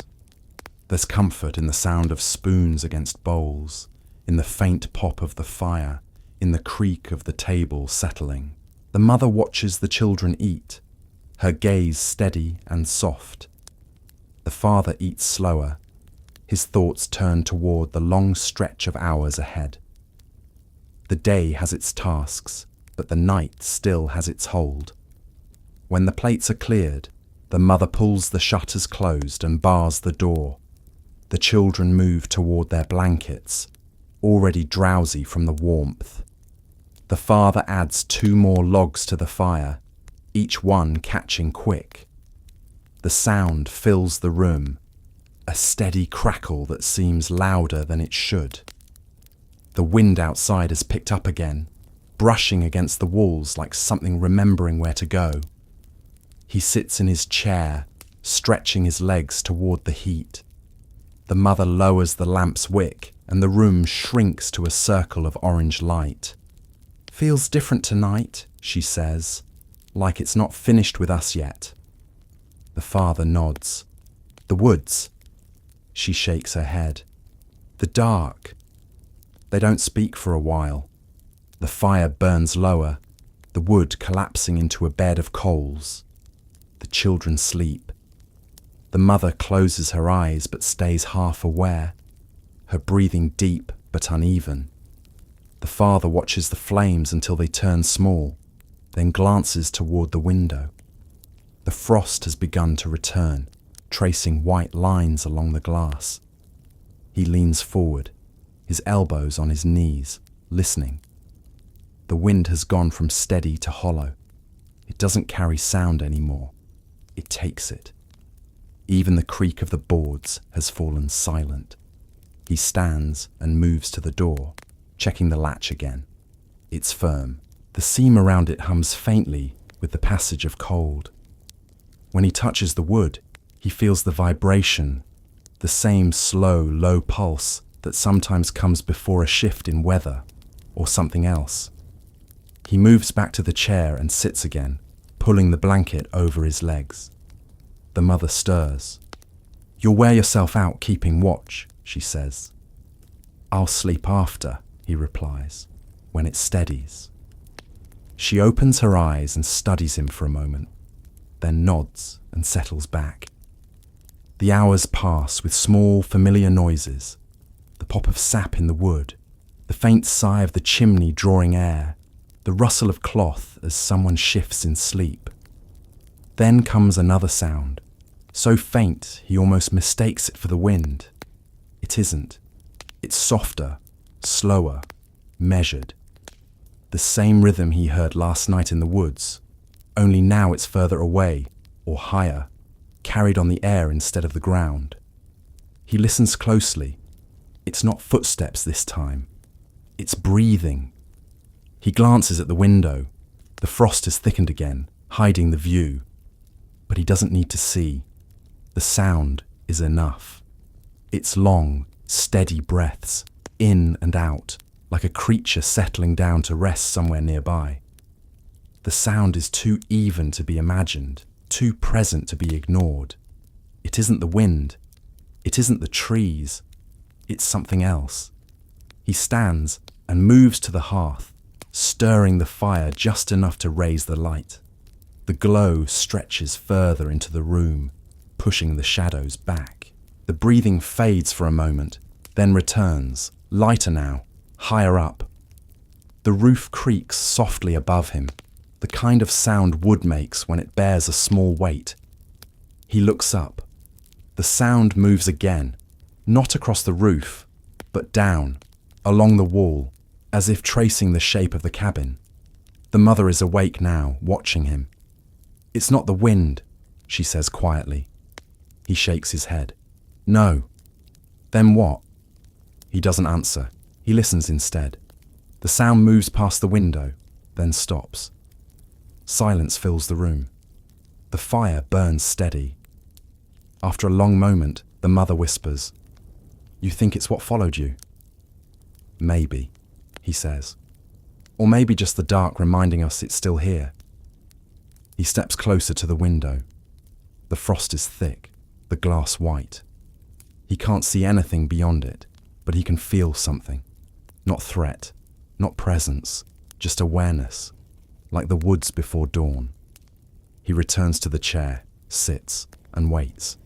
The sound doesn't come again. The breathing fades into the wind into the night. The room grows still. The mother closes her eyes once more. The fire drops lower. Outside, the world holds its quiet. The woods, the field, the creek, all of them waiting under the same sky. The hours pass like slow water. The father doesn't sleep. He keeps watch, not because he fears what's outside, but because he understands what waiting means. Out here, waiting is its own kind of faith. The night deepens. The wind changes direction. The walls creak once, then go still. The air feels heavier, colder. The frost on the window glows faintly with light from the fire. The father watches it form new patterns, spirals, branches, shapes that look almost deliberate. He studies them until they fade, replaced by new ones. The frost writes, erases, writes again. The mother murmurs something in her sleep, a word too soft to catch. The father looks at her, then at the children. The boy's face is turned toward the fire. The girl's hand rests near her cheek, her fingers twitching as if dreaming. The sight steadies him. The world may hold its mysteries, but this small circle of warmth and breath, is what's real. The fire gives a final crack, scattering ash into the air. He adds one more log, watching it catch slowly. Smoke rises in a thin column, curling toward the chimney. The smell of pine fills the room. The air feels easier again, as if whatever lingered outside has moved on. He leans back, the chair creaking under his weight. The hours stretch. The light from the fire fades to a dim red, then to embers. The world beyond the window is a blur of white frost and black lines. He closes his eyes, just for a moment, and lets the steady rhythm of the house carry him. Outside, the woods shift once more. A branch cracks somewhere far off. A coyote gives a single call, then stops. The air moves through the grass with a low whisper, the same sound that began the night before. The field, the trees, the sky, all of it turns slowly toward morning. Inside, the father opens his eyes again. The faintest grey line has appeared along the window's edge. He doesn't smile, but the muscles in his face ease. The long hours have done their work. The world is still here. The house is still standing. The breath in his chest still rises and falls. The mother stirs. The children shift in their sleep. The frost softens, beginning to run. The first thin light of dawn starts to form behind it. The father leans forward, resting his elbows on his knees, and watches the faint glow grow brighter. He doesn't need to see the sun itself. The colour of the air is enough. The fire catches again, faint but steady. The ash shifts, smoke rises, and the long night draws to its quiet end. The father takes a slow breath and lets it out, the sound blending with the soft sigh of wind returning through the cracks. The house breathes with him, patient and alive. The world, for now, is calm. The waiting is over. The woods, the field, and the family share the same silence.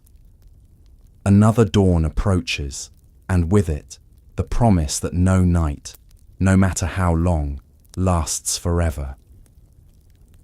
The first light rises without sound. It doesn't break the horizon all at once, but seeps in slowly, drawing colour back into a world that has lived too long in shades of grey. The frost on the window softens, turning from white to pale gold. The father watches it melt, the thin trails of water running down the glass, carrying the shapes of the night with them. The fire still burns, though low now, its coals the colour of old iron. The air in the cabin smells of smoke, pine, and morning, a mixture that feels both alive and familiar. The mother stirs first. She lifts her head, blinking against the light. For a moment she looks unsure whether it's dawn or just another trick of the fire. Then she sees the faint shimmer along the floorboards, the slow brightening of the air, and knows. She sits up, pulling her shawl around her shoulders, and watches the window. The frost patterns vanish one by one, dissolving into thin streaks of moisture that glisten before disappearing. The long night has passed. The silence it left behind feels lighter now, no longer full of waiting, only rest. The father stands, stretching his back. His joints crack softly in the quiet. The room feels smaller in daylight, its corners clear again, its shadows honest.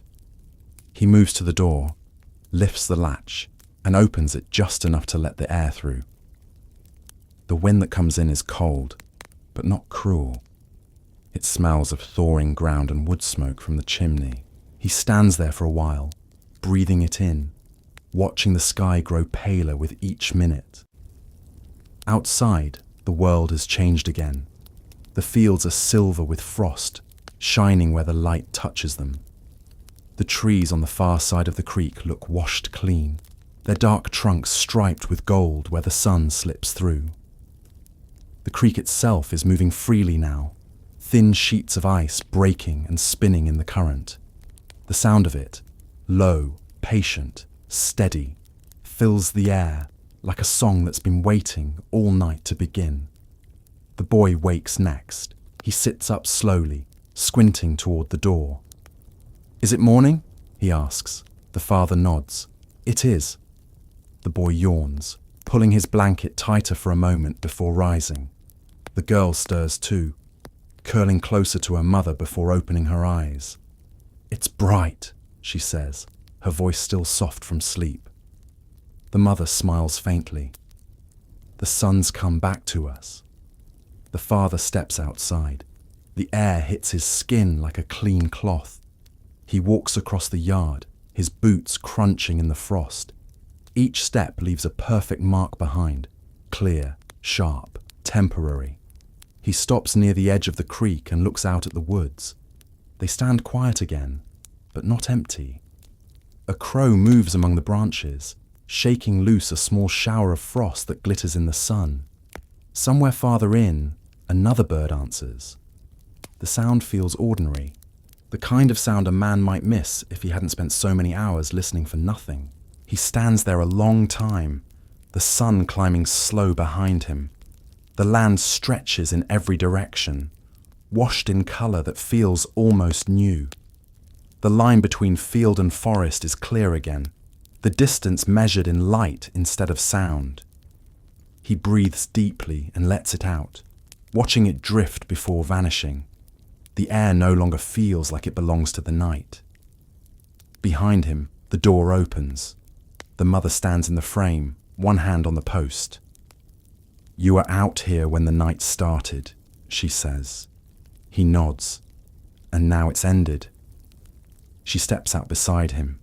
The children follow, rubbing sleep from their eyes. They all stand together at the edge of the yard, their faces turned toward the trees. The father looks at the creek, the woods, the long stretch of land beyond. "Everything that came through the dark's still here," he says quietly. The mother nods. "And so are we." They stand like that for a while, not speaking. The sun climbs higher, turning the frost to mist. The grass begins to move under the wind, a soft, shimmering wave that rolls across the field. The sound of the creek grows louder as the ice gives way. Even the air seems to hum, carrying the low, constant rhythm of morning. The girl breaks the silence first. "Do you think it's watching us?" she asks, her gaze on the woods. The father smiles faintly. "It always is, but not like before." "What's it doing now?" "Resting," he says. "Same as we should." The mother reaches down, smoothing the girl's hair. "You remember what I told you about nights like this?" she says. The girl nods, that the wind carries what we leave behind. "And brings it back," the boy adds. The mother smiles. "That's right. But when morning comes, it lets go again." The father looks toward the woods one more time. The light has reached their deepest edge now, turning the last of the shadows thin and gold. The shapes that frightened them hours ago are only trees again, branches, trunks, bark. The sound of the wind through them is just wind. The memory of the night still lingers, but it doesn't weigh heavy. It feels like something that's been folded away, stored carefully somewhere the mind can find it when it needs to remember, but not before. He turns back to the house. Smoke curls from the chimney, pale against the bright sky.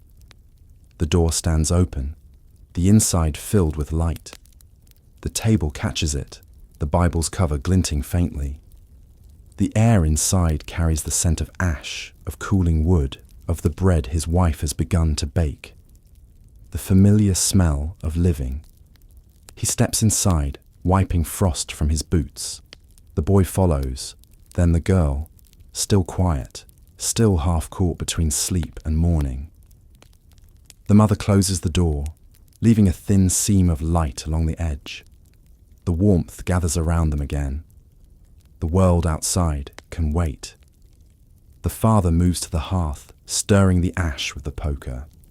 The grey dust rises, soft as breath.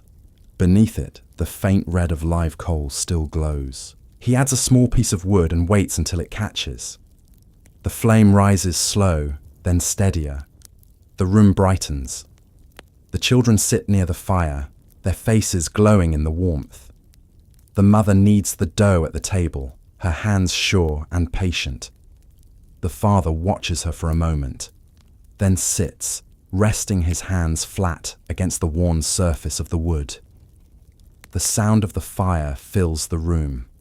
The low hiss, the pop, the sigh of air through the chimney. It's the same sound that carried them through the night, but now it feels different. Not a barrier against the dark, but a companion to the day. The circle of warmth has widened. The fear that came with the night hasn't vanished. It's simply changed shape. It lives now in memory, tamed by the light. Outside, the woods shimmer faintly in the morning sun.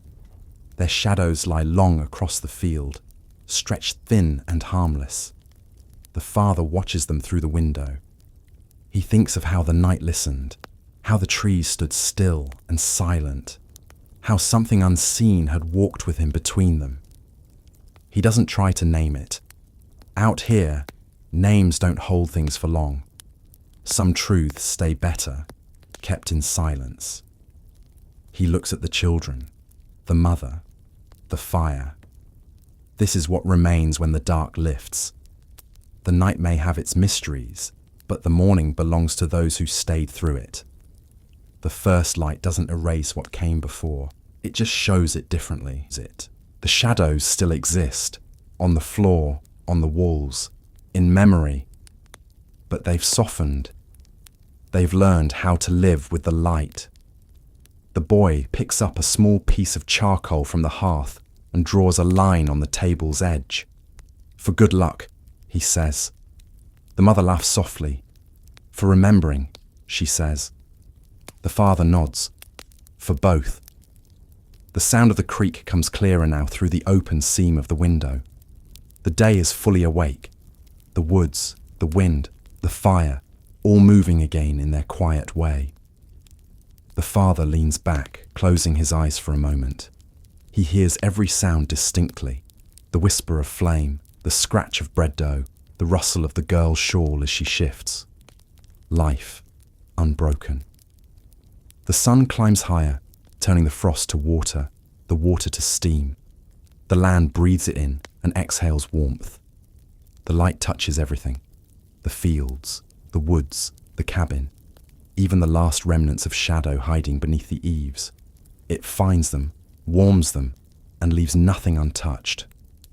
By noon, the frost will be gone, the ground wet and shining. The creek will run louder. The air will smell of pine and ash and thawed soil.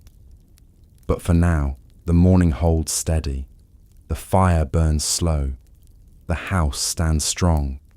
The family moves in silence, bound not by fear or faith alone, but by the simple rhythm of survival. The father looks out the window one last time.